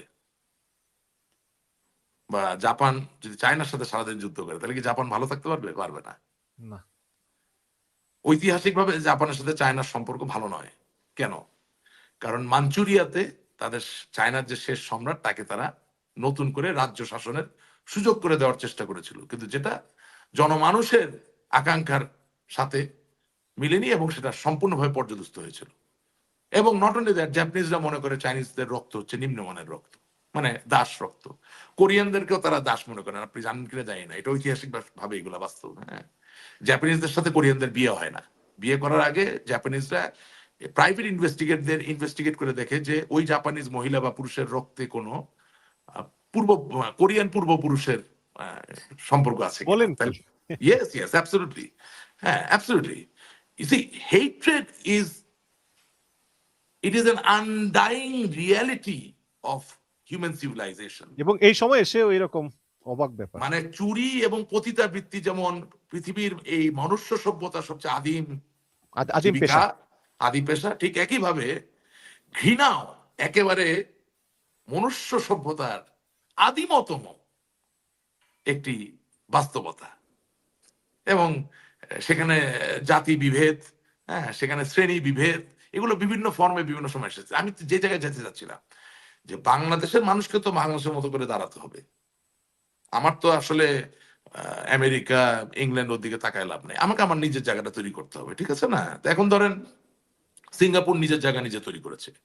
লি Kuan Yew was a very wise person. কেন? মালয়েশিয়ার সাথে যে সংঘাত, এটাকে উনি খুব ডিপ্লোম্যাটিক্যালি একটা কন্টেইনমেন্টের ভিতরে নিয়ে আসছিলেন, যার দরুন কেউ কারোর সাথে রাইভেলারি ছিল, কিন্তু কেউ কাকে আক্রান্ত করতে পারেন নাই। উনি আলাদা করে নিয়ে আসছেন সিঙ্গাপুরকে, এনে নিজের পরিমাণ দাঁড় করেছেন। এখন আমি কথা বলছি কেন?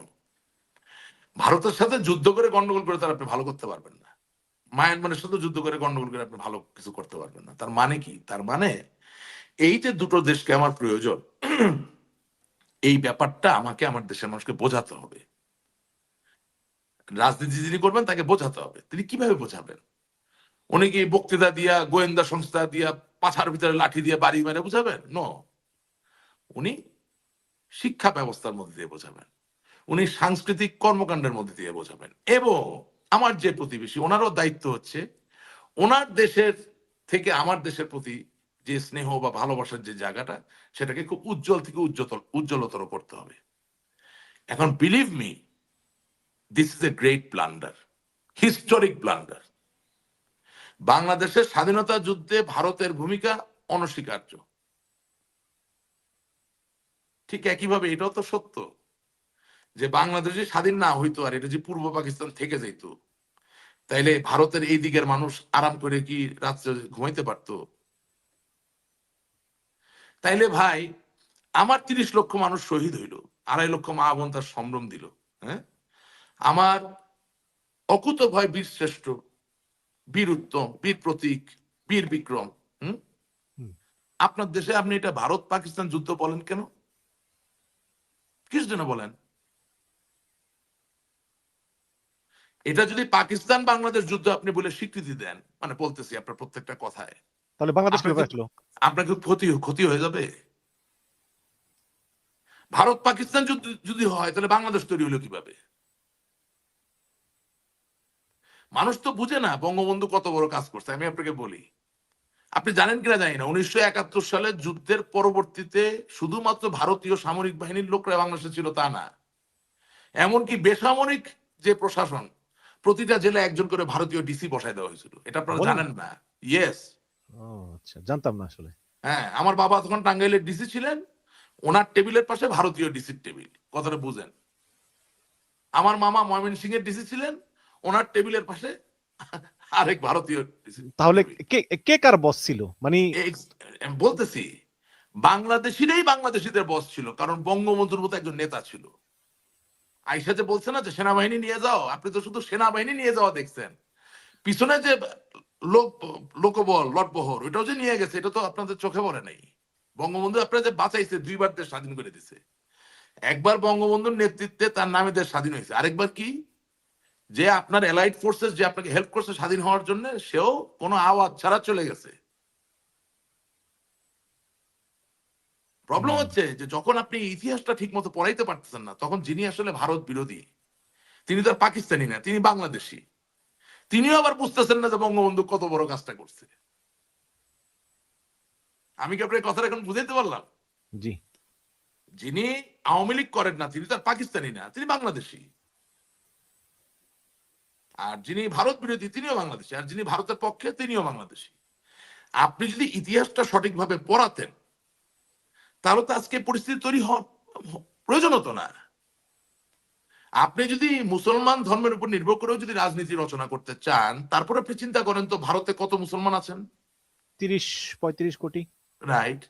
তাইলে সেখানেও একটা সঙ্গতি। কিন্তু আপনি তো ভারতের কোন মুসলমানকে আপনি বাংলাদেশের পক্ষে আনতে পারবেন না যদি বাংলাদেশ তার বিরুদ্ধে গালি দেয়। আমি কি বুঝতে পারছি কথাটা? জি। আপনি শাহরুখ খানরে গুলি কইরাও আপনি ভারতের বিরুদ্ধে কোনো কথা বলাইতে পারবেন না। কিন্তু বাংলাদেশে এখন কিছু মানুষ ধর্মের উপর নির্ভর করে বাংলাদেশের বিরুদ্ধেও কথা বলে ফেলে, পাকিস্তানের কথা পক্ষে কথা বলে ফেলে অনবরত, অনবরত। অনবরত। এখন এটা এই যে কেন? এই যে আপনি কারণ হচ্ছে বললেন যে ইতিহাস জানতে হবে। যদি বলি যে বলতো ইতিহাস, বলি ইতিহাস জানি, শেখ কামাল ব্যাংক ইতিহাস ডাকাত। আপনি ইতিহাস না, না, না, জানবেন না, কেমনে? না, না, বলে বলে আপনি আপনি ইতিহাস জানবেন কেমনে? 15 বছর আপনি যাদেরকে শিক্ষামন্ত্রী হিসেবে রাখছেন, তাদের কোনো চিন্তা ছিল নাকি এসব নিয়ে? ও নিজের ইতিহাস নিজে জানে ঠিক মতো? এই টকশোতে নিয়ে এসে তাও মারতেছে। মনে করে আব্রাহাম লিঙ্কনের একটা কথা আছে, you may fool few people sometimes, you may fool few people all the time, but you can't fool all the people all the time. All the time. আয়সা যে বক্তৃতা দিতেছে, চাপা মারতেছে, বুঝতেছে না যে এই পাশে 18 বছরের যে মানে ছোট ভাই বলেন, হ্যাঁ, বা সন্তান তুল্য বলেন, সে যে বসে আছে, সে তো মোবাইলের এক ক্লিকে সে বুঝে যাচ্ছে যে আপনি চাপা মারতেছেন। পলিটিক্স এর নেচারটা তো আমরা চেঞ্জ করতে চাইনি, করতে পারি নাই। এবং সবচেয়ে বড় কথা কি, এই যে আপনার এত সুন্দর ভাষা, আপনি আপনি আমার সাথে টকশো করছেন, সবকিছু করতেছেন, এখন সব কৃতিত্ব আপনার। এই যে আপনি টকশো করার সময় আপনার সন্তান কোনো আওয়াজ করতেছে না, ওইটুকু কৃতিত্ব ওকে দিবেন তো নাকি? ধরেন ভাবি সুন্দর করে বাসাটা সাজায় গুছায় রাখছে, আপনি দিতে হবে না কৃতিত্বটা? তো কথা হচ্ছে যে এত বড় স্বাধীনতা যুদ্ধ হয়েছে, 15 বছর ধরে আমরা কি করলাম? যারা বঙ্গবন্ধুকে বঙ্গবন্ধু বানিয়েছেন, যারা বাংলাদেশের স্বাধীনতার যুদ্ধে যাদের ভূমিকা আছে, অনন্য ভূমিকা, তাদেরকে সবাইকে আমরা হারিয়েছি, গুলিহীন আক্রমণে আমরা হারিয়েছি। বাংলাদেশে জেনারেল এমএজি ওসমানীর নামে একটা ক্যান্টনমেন্ট নাই। এটা কিছু হইল? আপনি মনে করেন এসপি মাহবুব সাহেব 1971 সালের মুজিবনগর সরকার গঠনের সময় গার্ড অব অনারটা উনি পরিচালনা করছেন। কোন ইনস্টিটিউশন আছে ওনার নামে? আপনি আমি আসেন একটা অনলাইন একটা এখন প্রোগ্রাম করি, আপনি জিজ্ঞেস করেন এসপি মাহবুবকে, হা করে তাকায় থাকবো আপনাদের, ভাই এটা কে? But they are freedom fighters. Tajuddin Saheb বাংলাদেশের প্রথম প্রধানমন্ত্রী, এটাকে আপনি অস্বীকার করেন? করেন না তো। এবং সমরনীতিতে খুবই পারঙ্গম একজন ব্যক্তি, আপনি অস্বীকার করেন না তো। আপনি তো একজন বিরল সিভিলিয়ানকেও একটা বিরল সম্মান দিতে পারতেন by making a cantonment. I am saying, ওনাদের হাইট, ওনাদের উচ্চতা যেখানে, এটা কেউ না বলতো না। কিন্তু আমরা কি করছি বলেন? সৈয়দ নজরুল ইসলাম সাহেব, ওনারা কি ফেলে দেওয়ার কোনো মানুষ ছিলেন? ছিলেন না। আমরা গুলিহীন আক্রমণ দ্বারা আমাদের স্বাধীনতা যুদ্ধের যারা, একজন লিখেছে যে এই এসপি মাহবুব তো সিরাজ শিকদারের খুনি। না, দ্যাট ইজ আনাদার থিং। যে খুনি সে খুনি, কিন্তু সিরাজ শিকদারের খুনি বাংলাদেশের জন্য স্বাধীনতা যুদ্ধ করছে, এটা আপনি দিবেন না? ফাইজলামি করেন না, তাহলে তো বঙ্গবন্ধুর খুনিরাও তো মুক্তিযুদ্ধ করছে। না। না, মুক্তিযুদ্ধ করছে তো সেটা তো কেউ বলছে না যে তারা মুক্তিযুদ্ধ করে নাই। উনি খুনের বিচার হবে, তার ফাঁসি হবে, হয়েছে। বাংলাদেশে তো ওইটাই সমস্যা হয়ে গেছে যে যে আমার কারো পিতা তিনি মদ খান, তাই বলে উনি পিতা না নাকি? সন্তান যদি বলে এই আপনি আমার আব্বা না আগামীকাল, আপনি তো সারাদিন মদ খান, উইল ইউ অ্যাকসেপ্ট ইট? এসব ফালতু কথা বলার কোনো মানে আছে? স্বাধীনতা যুদ্ধের মুক্তিযোদ্ধা সে কি দাসখত দিয়ে আসছে যে সে নাচতে পারবে না, গান গাইতে পারবে না, চুরি করতে পারবে না, ডাকাইতি করতে পারবে না, সে যেটুকু করছে ওইটুকু সে পাবে সম্মান। আর পরে যা করবে সে অন্যায় করলে সেটা সাজা পাবে। Very simple. এইসব কথাবার্তা যারা বলে এইগুলা লোকের জন্য তো বাংলাদেশের এই অবস্থা। এসপি মাহবুব সিরাজ শিকদারে হত্যা করছে, এই জন্য এসপি মাহবুব মুক্তিযুদ্ধ করছে, তার ভূমিকা ওইটা আমরা স্বীকার করব না। এটা হলো মডার্ন রাজাকার, এটা এইগুলো হচ্ছে মডার্ন রাজাকার। বুঝছেন কথাটা? জি। ওই যে আপনার অনুষ্ঠানে কোন ব্যারিস্টার নিয়ে কথা বলছিলেন না, এগুলো হচ্ছে মডার্ন ডে রাজাকার। তারা কোনো বিষয়কে আলাদা করতে পারে না। না, তাদেরও যুক্তি আছে নিশ্চয়ই, আপনার যেমন যুক্তি আছে তাদেরও হ্যাঁ তো হ্যাঁ, যুক্তি যুক্তি আছে। তো থাকবে, বললাম তো আপনাকে। সবচেয়ে বড় যুক্তি হচ্ছে যে আপনি হয়তো বা জীবনে কোনো ভুল করছেন বা অন্যায় করছেন, এর জন্য এর আগে আমার জন্য আপনি যা করছেন সেটা আমি ভুলে যাব, এই যুক্তি আবার আমি মানতে রাজি না। কিন্তু জনাব রাশেক রহমান, আপনারাই তো বলেন যে একজন রাজাকার সবসময় রাজাকার, কিন্তু একজন মুক্তিযোদ্ধা সবসময় মুক্তিযোদ্ধা না। না, আমি এই ধরনের কোনো কথা বলি নাই। আমি না, এটা বলতে চাচ্ছি আওয়ামী লীগ বলে। না এবং না এই যে আপনি না বললেন যে সবাইকে নিয়ে আমাদের বাস করতে হবে, আপনাদের আমলে তো কিছু হলেই বলতো যে হ্যাঁ, পাকিস্তান চলে যাও, অনেকে বলতো। অবশ্যই। হ্যাঁ, আপনি যদি আলাপ আলোচনা জারি রাখতে পারেন, যদি আলাপ আলোচনার একটা অভয়ারণ্য তৈরি করতে পারেন, তাহলে যে লোকটা বাংলাদেশে থেকেও বলে যে পাকিস্তান খুব ভালো, সেও একসময় নিবৃত হবে। যখন আপনি ওই ডিসকোর্সের জায়গাটা নষ্ট করে ফেলবেন, তখন আর ভালোটাকে আপনি ধারণ করতে পারবেন না। কিন্তু জনাব রাশেক রহমান, সোশ্যাল মিডিয়ার যুগে আপনি মুখ বন্ধ করবেন কিভাবে? আমি তো মুখ বন্ধ করতে চাই না, আপনি তো আমাকে বুঝতে চাচ্ছেন না। আমি তো না, সেটাই বলছি। এটা আমারও খারাপ লাগে যে অনেকে বলে যে আমরা স্বাধীনতা যুদ্ধই ভুল ছিল। না এটা আমরা এখন আ- আপনি কি আ- আ- করবেন বলেন? আমরা মুখ বন্ধ করার চেষ্টা করেছিলাম, সেটার ফলশ্রুতিতে 5ই আগস্ট হয়ে গেছে। That was a very wrong thing to do. কিন্তু একদম কিন্তু অপরাধ হচ্ছে। কিন্তু এবং আসি জি। স্বাধীনতার যুদ্ধ ভুল ছিল এটা যারা বলে, তাদেরকে কাউন্টার যারা দিতে পারে, তাদেরকে কি আপনি সুযোগ দিচ্ছেন? না, আমি কাউন্টার দেব না। আমি কাউন্টার দেওয়ার দরকার নাই। না, আপনি দিবেন না। সে আওয়ামী না লীগকে মানে, কাউন্টার দিতে হবে না? না, না, না, দরকার না, নাই। না, তো না, তো তুমি তোমার মত তোমার কাছে। তুমি না, তোমার মতো থাকো। না, না, এখানে ভুল করছেন। তোমার মত তোমার কাছে, কিন্তু আমার মত তো আমার কাছে। আমি যদি মনে করি স্বাধীনতার যুদ্ধ ঠিক, তাহলে আমাকে সেটা বলার সুযোগ করে দিতে হবে। যারা সুন্দরভাবে উপস্থাপন করে বলতে পারে যুক্তি দিয়ে যে বাংলাদেশের স্বাধীনতা অনিবার্য, প্রয়োজনীয় ছিল, বাস্তবতা ছিল এবং এটা বাংলাদেশের মানুষের জন্য ভালো হয়েছে, সেটা যারা সুন্দর করে বলতে পারে তাদেরকে আবার আওয়ামী লীগের সুযোগ দিতে হবে বলার জন্য। আপনি কিন্তু ভুল বুঝবেন না, কারো মতামত প্রকাশের যে অধিকার সেটা আমি থামানোর কথা বলছি না। আমি বলছি এগুলো সময় না, নষ্ট। না, এগুলো সমস্যা না। আপনি আপনার মতামত দেন, অসুবিধা নাই, কিন্তু জেনারেল পিপল তো ভালো জিনিসটা চায়। তাহলে জেনারেল পিপলের সামনে ভালো কথাটা বলার মতো যারা আছে তাদেরকে সুযোগ দিতে হবে। জ্ঞান পাপী তার সাথে নয় আমি তর্ক বিতর্ক নাই করলাম, কিন্তু যারা জানতে চায়, বুঝতে চায়, তাদেরকে বলতে হবে না? এটা ধরেন ঠিক আপনার বলেছেন। অনুষ্ঠানে আজকে আমি যখন এসে বললাম যে বঙ্গবন্ধু শুধু সামরিক বাহিনীকে ফেরত পাঠান নাই, এর সাথে অ্যান্সেলারি যে ফোর্স এসেছিল তাকেও ফেরত পাঠিয়েছেন, এটা তো আপনি জানতেন না। তাহলে যারা জানতে চায় তাদের তো কিছুটা হলেও উপকার হয়েছে নাকি না? তো আমি ওইটা বলছি যে জানানোর যে অবারিত ধারা, সেটা যদি কোনো পলিটিক্যাল ফোর্স রিকগনাইজ না করে, তাইলে বিপর্যয় অবধারিত, তাহলে হারিয়ে যেতে হবে। জি, ধন্যবাদ। আমি যেটা বলতে চাইছিলাম যে আপনি বলেছেন, এবং আমিও আপনার সঙ্গে একমত যে শেখ হাসিনার আমলে আপনারা মানুষের মুখ বন্ধ করতে চেয়েছেন, কিন্তু এখন এই মুখ খোলা পেয়ে এটা তারা এই এই মানে মত প্রকাশ স্বাধীনতার অপব্যবহার করতেছে না? তারা তো না, যাচ্ছি তাই বলছে। আপনি অধৈর্য হবেন না, আমি অধৈর্য না, আমি আশা হতো না, এই কারণে যে every action has its equal and opposite reaction. Isaac Newton খুবই পার্থিব বিজ্ঞান নির্ভরভাবে যদিও এই তত্ত্বটির প্রকাশ ঘটিয়েছেন, কিন্তু এটার সামাজিক জীবন, রাজনৈতিক জীবনেও এটার প্রয়োগ আছে। অর্থাৎ আমি যেটা বলতে চাচ্ছি যে আপনি যখন একটা ভুল করে ফেলেছেন তখন এটার একটা রিয়াকশন আপনি পাবেন, সেই রিয়াকশনটা এটা। তবে ধৈর্য হারা হবেন না। সময়ে আবার এইসব মানুষই দেখবেন পথভ্রষ্ট হওয়া থেকে সঠিক পথে চলে আসে। এখানে ধৈর্য হারা হওয়া যাবে না। It's a continuous process. Politics করা তো শুধু এমপি হওয়া না, মন্ত্রী হওয়া না।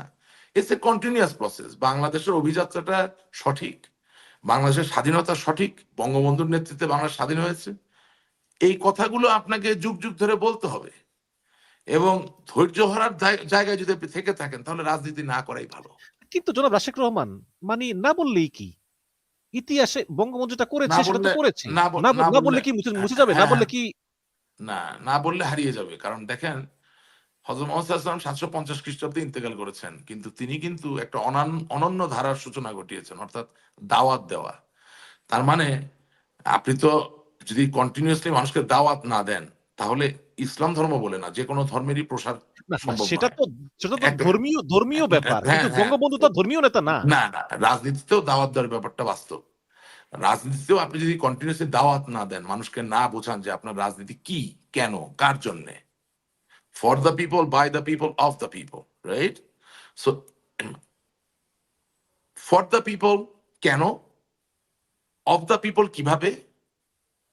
বাই দ্য পিপল কিভাবে? এই ৩ টা জিনিস যদি আওয়ামী লীগ বারবার মানুষকে না বোঝায়, তাহলে আওয়ামী লীগ কি? মানুষ ভুলে যাবে। ঠিক একইভাবে বাংলাদেশের স্বাধীনতার ক্ষেত্রে যে by the people, of the people, for the people কিভাবে, কেন এই জিনিসগুলো যদি না বোঝানো হয়, তাহলে বাংলাদেশের সঠিক যে স্বাধীনতার ইতিহাস, সেটা হারিয়ে যাওয়ার উপক্রম হবে। কারণ আমরা যারা রাজনৈতিকভাবে বাংলাদেশের সঠিক ইতিহাস ধারণ মানে প্রকাশিত বা ছড়িয়ে দেওয়ার দায়িত্বে ছিলাম, তারাই যখন এটার সাথে একটু বেইমানি করে ফেলেছি, তখন নতুন করে যদি আমরা দাওয়াত দেওয়ার কাজটা শুরু না করি, তাহলে আমরা সত্যকে হারাতে বসবো।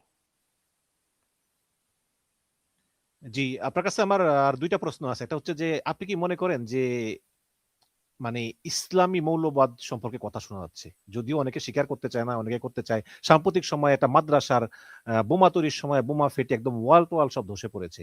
যদিও অনেক অভিযোগ আছে যে শেখ হাসিনার সময়ে যদি ৫% থাকতো জঙ্গি, শেখ হাসিনা আলেমদেরকে আরো ৯০% মিথ্যা ট্যাগ দিয়ে জেলে দিত। সত্য মিথ্যা ডিবেটেবল। বাট এখন আপনার কি মনে হয় যে এই সময়ে বা এর পরবর্তী সরকারের সময় কি এই মৌলবাদটাকে দমন করাটা চ্যালেঞ্জ হয়ে দাঁড়াবে? যদি এটা অলরেডি খুব সেনসিটিভ অলরেডি বিষয়। আপনি যদি আমার বক্তব্য শুনতে চান, আমার ইউটিউবে প্রায় ২৫০০ মতো আমার বক্তব্য আছে। আওয়ামী লীগ সরকারে থাকার সময়ও আমার যে চ্যানেল রাশেক রহমান, হ্যাঁ?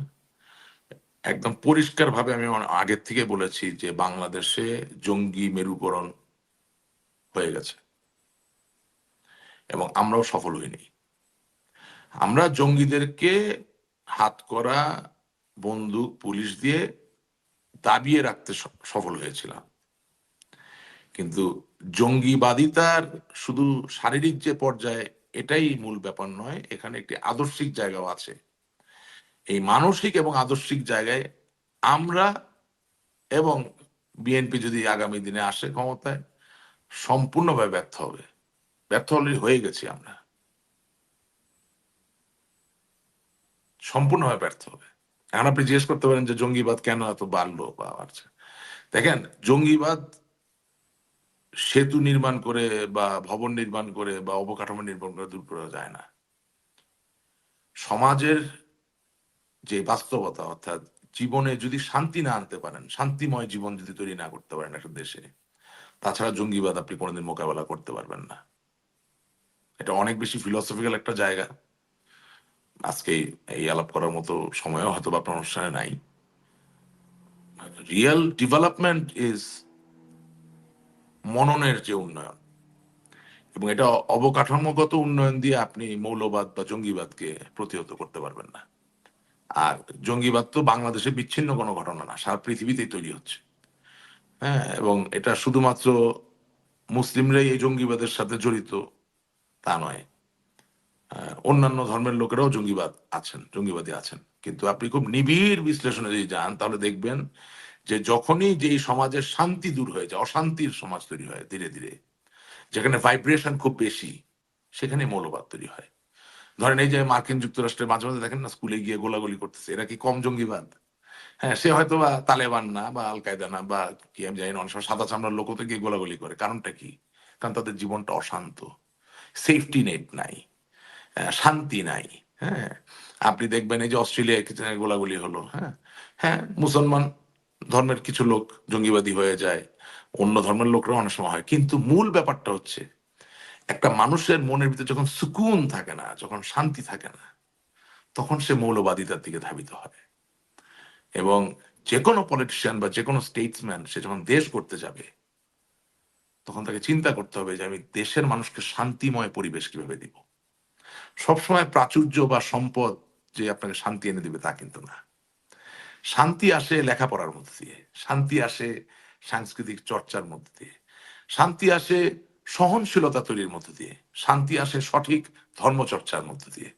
সুতরাং রাজনীতি করতে গিয়া শুধু গাড়ির চাকাটা চোখে দেখলেন, ইট সিমেন্ট রড দেখলেন, no, that is not correct. রাজনীতি করা মানে মানুষের মনটার ভিতরে দেখতে হবে, এর কোনো বিকল্প নাই। জি, এবং সেটা হওয়ার কোনো সম্ভাবনা আমি দেখছি না বর্তমানে। সেটা হওয়ার সম্ভাবনাও দেখছেন না। No no not at all. আপনি কি দেখছেন? আপনি ওই প্রজ্ঞাবান মানুষ আপনার চোখে পড়ে? দে আর অল গন, দে আর নো মোর দেয়ার। আর তার থেকে বড় কথা, আমরা এমন একটা রাজনৈতিক চর্চা শুরু করছি যেখানে মেধাহীনদেরকে জায়গা করে দেওয়া হচ্ছে। কিসের ভাই? মানে কি বলবো, মানে তবে আমার মনে হয় কি জনাব রাশেদ রহমান, আওয়ামী লীগ এবং বিএনপি বা এদের বেশি বেশি করে তরুণদেরকে চান্স দেওয়া উচিত। তরুণরাই পারবে হ্যাঁ, সেটাই তো পরিবর্তন। আমরা বলছি। তরুণরা they are very educated, very knowledgeable, they are জি, গিফটেড, বাট তাদেরকে চান্স দিবে না, জি। আহ, কারণ ভয় পায়। আপনার কাছে আমার শেষ প্রশ্ন সেটা হচ্ছে যে আপনারা কি আসলে এই মানে বাংলাদেশপন্থী রাজনীতি করার চিন্তা ভাবনা করতেছেন কিনা? আপনি দেখেন যে জামাতের সঙ্গে এনসিপি জোট করে ফেলেছে এবং ভারত সামনাসামনি জামাতের বিরুদ্ধে কথা বলে, জামাত ভারতের বিরুদ্ধে কথা বলে, কিন্তু রয়টার্সকে দেওয়া ইন্টারভিউতে জামাতের আমি স্বীকার করেছেন যে 2 জন ভারতীয় দূত গোপনে তার সঙ্গে দেখা করেছেন। আপনি নিশ্চয়ই পড়েছেন রয়টার্সের সেই সংবাদটা। তো এখানে এই যে ভারতের উপর আপনারা ডিপেন্ডেন্ট হলেন, হয়ে 15 বছর থাকলেন, ভারতকে যা দিয়েছেন সারা জীবন ভারত মনে তো রাখে নাই। শেখ হাসিনা বলছে যে ভারতকে যা দিয়েছি সারা জীবন মনে রাখবে, কিন্তু মনে কিন্তু রাখে নাই। ঠিক আছে, আপনাদেরকে আশ্রয় দিয়েছে, কিছু লোক ওখানে আছে, কিন্তু এখন এই যে ভারত বিএনপির সঙ্গে যোগাযোগ, গোপনে গোপনে এখন জামাতের সঙ্গে যোগাযোগ করতেছে, যেটা প্রমাণিত। সুতরাং আপনাদের কি মনে হয় যে আসলে অতিরিক্ত ভারত নির্ভরতা, আব্দুল মোমেন বলেছে যে আমি ভারতে গিয়ে বলে এসেছি শেখ হাসিনাকে টিকিয়ে রাখতে, এই ধরনের কথাবার্তা আসলে আপনাদের রাজনৈতিক পলিসিটা চেঞ্জ করতে হবে, ভারত নির্ভর রাজনীতি না করে বাংলাদেশ নির্ভর রাজনীতি আপনাদের করতে হবে বলে আপনি মনে করেন কিনা? আচ্ছা দেখেন, প্রথম কথা হচ্ছে যে ভারত বা মার্কিন যুক্তরাষ্ট্র কারো উপরেই অকারণ নির্ভরশীলতার তো কোনো প্রয়োজন নাই। কারণ ভারতের যিনি প্রধানমন্ত্রী তিনি তো একেবারেই একটা সুষ্ঠু নির্বাচনে নির্বাচিত প্রধানমন্ত্রী। গণতান্ত্রিক ভাবে নির্বাচিত কোনো ব্যক্তি তো গায়ের জোর দিয়ে আপনাকে কোনো সহযোগিতা করতে পারবেন না বা করবেন না। ডোনাল্ড ট্রাম্পও একইভাবে তিনি একদম সুষ্ঠু গ্রহণযোগ্য একটি নির্বাচনের মাধ্যমেই নির্বাচিত রাষ্ট্রপতি মার্কিন যুক্তরাষ্ট্র। সুতরাং উনিও একদম গায়ের জোর দিয়ে তো আপনাকে নিয়ে কোথাও বসাই দিবে না। সুতরাং আমাদেরকে কেউ সহযোগিতা করে বসিয়ে দিবে এই চিন্তাটার থেকে 1 নাম্বার আমাদেরকে বেরোতে হবে। 2 নাম্বার, বাংলাদেশের যে নতুন যে প্রজন্মটা তৈরি হয়েছে তারা চায় দেখতে যে আপনি প্রো বাংলাদেশ। হ্যাঁ, তো আওয়ামী লীগের লক্ষ কোটি কর্মী তো প্রো বাংলাদেশ, বাংলাদেশের পক্ষেই। কিন্তু আমাদের কিছু অতি উৎসাহী নেতা, তাদের কথাবার্তা চাল চলন ব্যবহারে মনে হয় যে বাংলাদেশ প্রীতির থেকে হয়তো বা আমাদের প্রতিবেশীর প্রতি প্রীতি বেশি। এই জায়গাগুলো তো আমাদেরকে পরিহার করতেই হবে। আর তার থেকেও বড় কথা হচ্ছে যে জনগণের আসলে কোনো বিকল্প নাই। এটা বঙ্গবন্ধু শেখ মুজিবুর রহমান দেখাই দিয়ে গেছেন। এবং আবারও আওয়ামী লীগের নেতৃস্থানীয় যারা আছেন তাদেরকে মনে করতে হবে যে এই যে কালকে হয়ে যাচ্ছে, পরশু আমরা চলে যাচ্ছি, এই তো অপারেশন হয়ে যাবে, এগুলা বাদ দিয়ে বাংলাদেশের জনগণের মনের ভিতরে কিভাবে জায়গা করবেন সেটা চিন্তা ভাবনা করতে হবে। ইটস ভেরি সিম্পল, কেউ আপনাকে জোর করে বসাই দিবে না।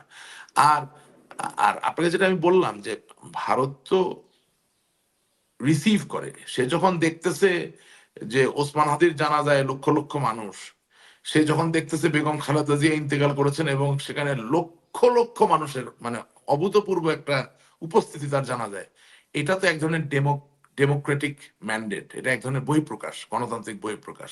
তখন অবশ্যই তাকে তো এটাকে আমলে নিয়ে একসাথে কিভাবে কাজ করা যায় সেই জায়গাটা খুঁজতে হবে। এবং সেজন্যই জনাব জয়শঙ্কর এক সাবেক প্রধানমন্ত্রী বাংলাদেশের, তার প্রতি শোক জানাতে যেমন এসেছে, ঠিক একইভাবে একটা সম্পর্ক স্থাপন করা যে কিভাবে আগামী দিনে কাজ করা যায়, এই বাস্তবতাগুলো তো মেনে নিয়েই আওয়ামী লীগকে তার রাজনীতি করতে হবে।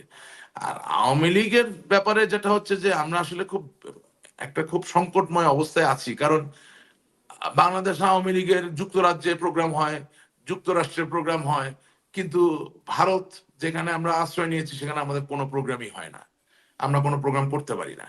এখন যেহেতু আমি নীতি নির্ধারক না, শুধুমাত্র একজন সমর্থক বটে, সেই জায়গা থেকে আমি আসলে ব্যাপারটা বুঝতে পারিনি এটা কি, মানে না না না, ভারতে এটা দিবেও না। ভারত, সৌদি আরব, না না না তারপরে না, একটু আমার শেষ এইসব করতে দেন। দেশগুলো না না দিবে না। না, একটু আমার শেষ করতে দেন। 1971 সালে কিন্তু প্রচুর বাঙালি ভারতে আশ্রয় নিয়েছিলেন, এবং আমাদের রাজনৈতিক নেতৃত্বের যারা আছেন শীর্ষস্থানে তারাও আশ্রয় নিয়েছিলেন, এবং তারা রীতিমতো বাংলাদেশের পক্ষে কাজ করতে পেরেছেন ভারতে। না, ওইটা তো একেবারে যুদ্ধ, ওইটা তো না না যুদ্ধ। না, আমি শেষ করি ওপেনলি। এখন কথা হচ্ছে যে আমার জন্য তো কিছু না, হ্যাঁ আমি তো আওয়ামী লীগই করবো, অন্য কিছু তো আর করবো না, কিন্তু একজন সাধারণ যখন মানুষ বসে বসে চিন্তা করে যে আওয়ামী লীগের এত কার্যক্রম, রাজনৈতিক কার্যক্রম, এতগুলো দিবস, একটা দিবসও ভারতে কেন পালন করছে না, এটার উত্তরটা তো আওয়ামী লীগ থেকে দিতে হবে। আপনি বোঝার চেষ্টা করেন, আমি বলতে চাচ্ছি যে আমাদেরকে কোন জিনিসগুলো পরিষ্কার করা লাগবে। আপনি মার্কিন যুক্তরাষ্ট্রের জ্যাকসন হাইটে মশাল মিছিল করতেছেন, এটা কিন্তু মার্কিন যুক্তরাষ্ট্রের লোকদের জন্য খুব আশ্চর্য একটা ঘটনা, যে ভাই মশাল মিছিল জিনিসটা কি। এটা বহু আগে শেষ হয়ে গেছে। ওই যে কে ছিল না, ক্লুক্ল্যাক ক্ল্যান, তারা মশাল মিছিল করতো, না হ্যাঁ রাশেক ভাই, শেষ করে ইউরোপিয়ান দিচ্ছে। ইউরোপের আমেরিকার দেশগুলো এরা এরা এরা অধিকার দেয় বেশি বাক স্বাধীনতার। আচ্ছা, এটা আপনি হ্যাঁ ভারতে সেটা পাবেন অন্য না, সৌদি আরবে পাবেন না। না না, শিওর।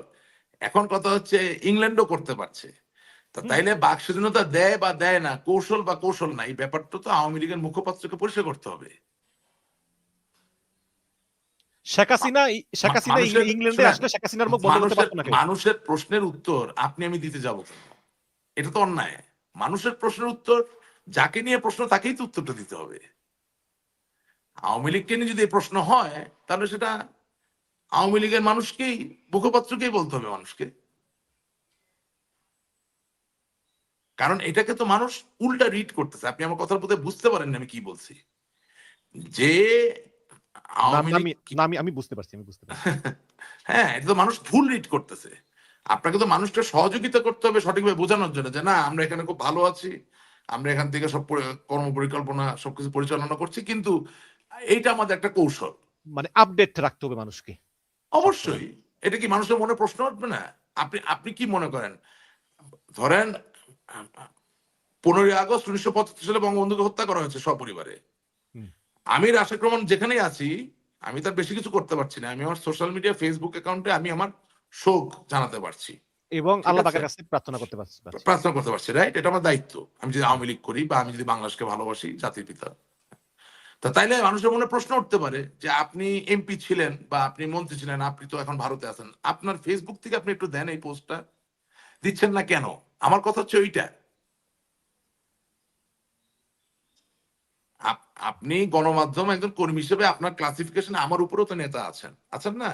আছে তা অনেক। তাহলে প্রশ্ন করতে হবে যে আপনি প্রেসিডিয়াম সদস্য, আপনি সেন্ট্রাল কমিটির সদস্য, আপনি বড় নেতা, আপনি হ্যান, আপনি সেই ত্যান, আপনি ভারতেও আছেন নিরাপদে, কিন্তু আপনি অ্যাটলিস্ট মিনিমাম আপনার ফেসবুক থেকে তো আপনি ওটুকু দিতে পারেন, দিলেন না কেন বা দিচ্ছেন না কেন, এখনো দিচ্ছেন না কেন? আচ্ছা গেল এক। 2 নাম্বার, মিনিমাম আপনি তো অনলাইনে একটা মিলাদ পড়াইতে পারেন, আপনি করছেন না কেন? এই প্রশ্নগুলো আসে তো, আমি এগুলো কর্মীদের পক্ষ থেকে প্রশ্নগুলো করতেছি বা সাধারণ মানুষের পক্ষ থেকে। শোনা যাচ্ছে আপনি একটা ছোট অফিস করেছেন কলকাতায়, আওয়ামী লীগের অফিস, তো সেখানে আপনি বঙ্গবন্ধুর স্মরণে একটা স্মরণ সভা করতে পারতেন, আপনার আপনার নেতা কর্মীদেরকে নিয়েই, বাইরের লোকজন না, সেখানে আপনি একটা মিলাদ মাহফিল করতে পারতেন। হয়তো অনুমতি নাই। তা- তার মানে কি, মানে আপনি নিজে আমাকে প্রশ্ন করেন যে ভারত কিভাবে আমাদের আমি তো আপনার প্রশ্নের উত্তর দিচ্ছি বিভিন্ন ভাবে, আপনি নিতে পারছেন না উত্তরটা। এটা, হ্যাঁ আপনি, আপনি কলকাতায় প্রচুর মসজিদ নাই? আপনি যে কলকাতায় গেছেন জুমার নামাজ পড়ছেন না, পড়ছেন তো? তো তাহলে আমি 15ই আগস্ট আমি একটা মসজিদে মিলাদ দিতে পারতাম না? এই প্রশ্নগুলো আসে, এই প্রশ্নগুলো উত্তর আমাদেরকে দিতে হবে। জি, আশা ঠিক করি আছে না? আওয়ামী লীগের নীতি নির্ধারকরা বুঝবে। জনাব রাশেক রহমান, 1 ঘন্টা 23 মিনিট হয়ে গিয়েছে, কিন্তু একটা প্রশ্নের মানে করতেই বাবা, চাই আপনাকে। শেষ শেষ, এটাই শেষ আর না।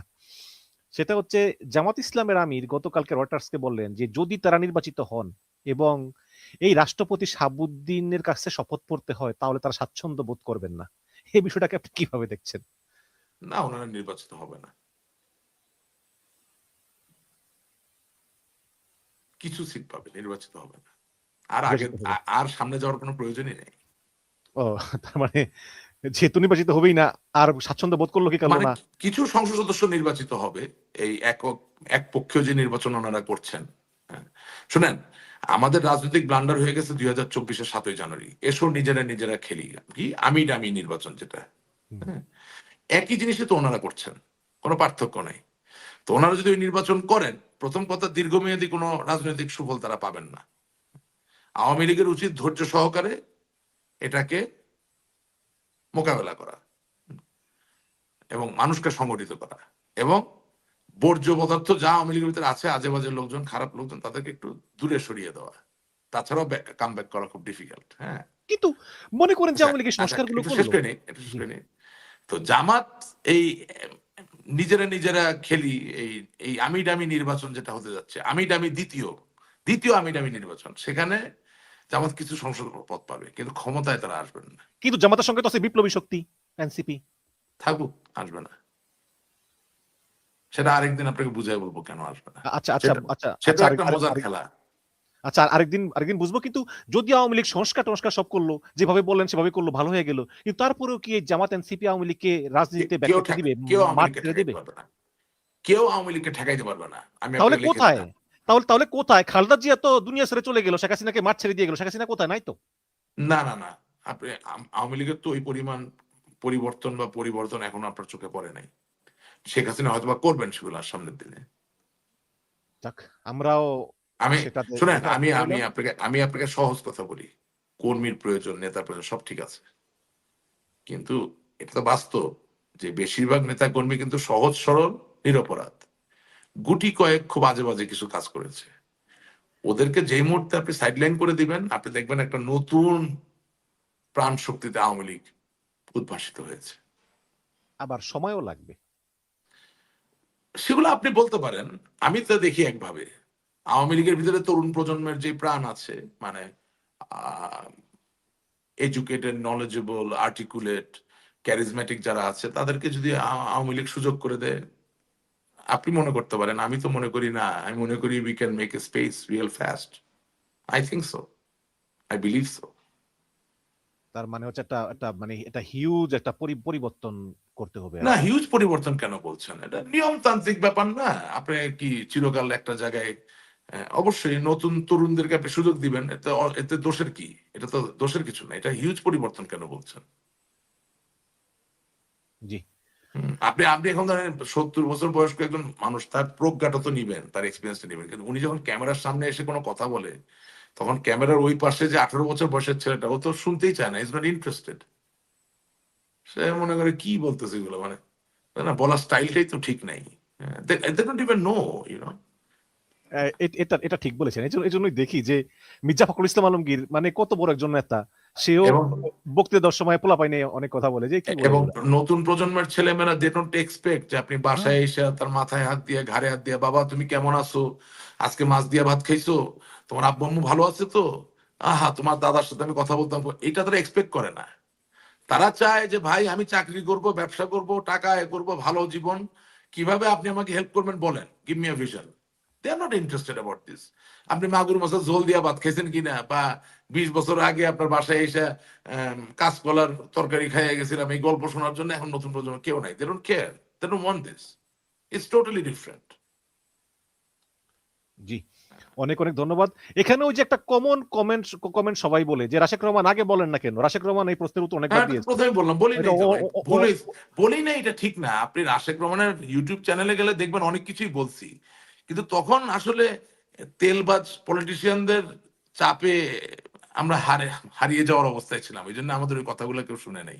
বলি নাই এটা ঠিক না, অনেক কিছুই বলছি, অনেক কঠিন কঠিন কথা বলছি, কিন্তু শোনার কেউ ছিল না, এটাই রাশেক রহমান, বাস্তবতা। আপনি প্রত্যেকটা অনুষ্ঠানে এলেই কিছু লোক কন্টিনিউ এই ধরনের কমেন্ট করে, এবং আপনি প্রতি অনুষ্ঠানে কিন্তু আপনি বারবার উত্তর দেন। এই জন্য বললাম আর কি, হ্যাঁ, যেটার উত্তর উনি না অনেকবার না, দিয়েছেন। এটা তো থাকবে, এবং আমার দলের ভিতরে অনেকে আছে, তারা তাদেরকে লেলিয়ে দেয় যে এগুলা বলো, এগুলা করো, বা ওতে আমার কিছু যায় আসে না, কারণ দিনের শেষে আমি বুঝি যে বঙ্গবন্ধু, বাংলাদেশের স্বাধীনতা, আওয়ামী লীগ সেও তো স্বাধীনতার একটা অংশ, এগুলোকে নির্মূল করলে বাংলাদেশই তো থাকে না। সুতরাং আমার জায়গায় আমি খুব সহজ জায়গায় আছি, I am very focused, I really don't care, because আমার তো দেশটা দরকার। দেশ ভালো থাকলে না পরে দেখা যাবে কে হইলো এমপি না কে হইলো মন্ত্রী, আরে দেশই নাই, দেশই থাকতেছে না, তো সেখানে আর অন্য স্বপ্ন দেখার দরকার কি? আমাদেরকে তো আমাদের সংগ্রামটা জারি রাখতে হবে। আর যেসব লোক এটা বলে আগে বলেন নাই কেন? এগুলো ফালতু লোকজন। এদের কথা শুনে লাভ আছে বলেন? জনাব রাশেক রহমান, অনেক অনেক ধন্যবাদ। এই মুহূর্তেও লাইভে 660 জন লোক আছে, ইউটিউবে আছে 450 জন, ফেসবুকে আছে 208 জন। আপনাদেরকে অনেক অনেক ধন্যবাদ এই শেষ পর্যন্ত অনুষ্ঠান দেখার জন্য। এবং জনাব রাশেক রহমান, আপনাকে অনেক ধন্যবাদ। আবার থ্যাংক ইউ। নিকট সময় আশা করি আপনাকে পাবো। ভালো ভালো থাকবেন। থাকবেন। আবারও সকলকে নতুন বছরের অনেক অনেক শুভেচ্ছা। আশাই মানুষের সবচেয়ে বড় শক্তি। ইনশাআল্লাহ আরো অনেক ভালো দিন আমাদের জন্য আসবে। আপনারা ভালো থাকবেন। আসসালামু আলাইকুম।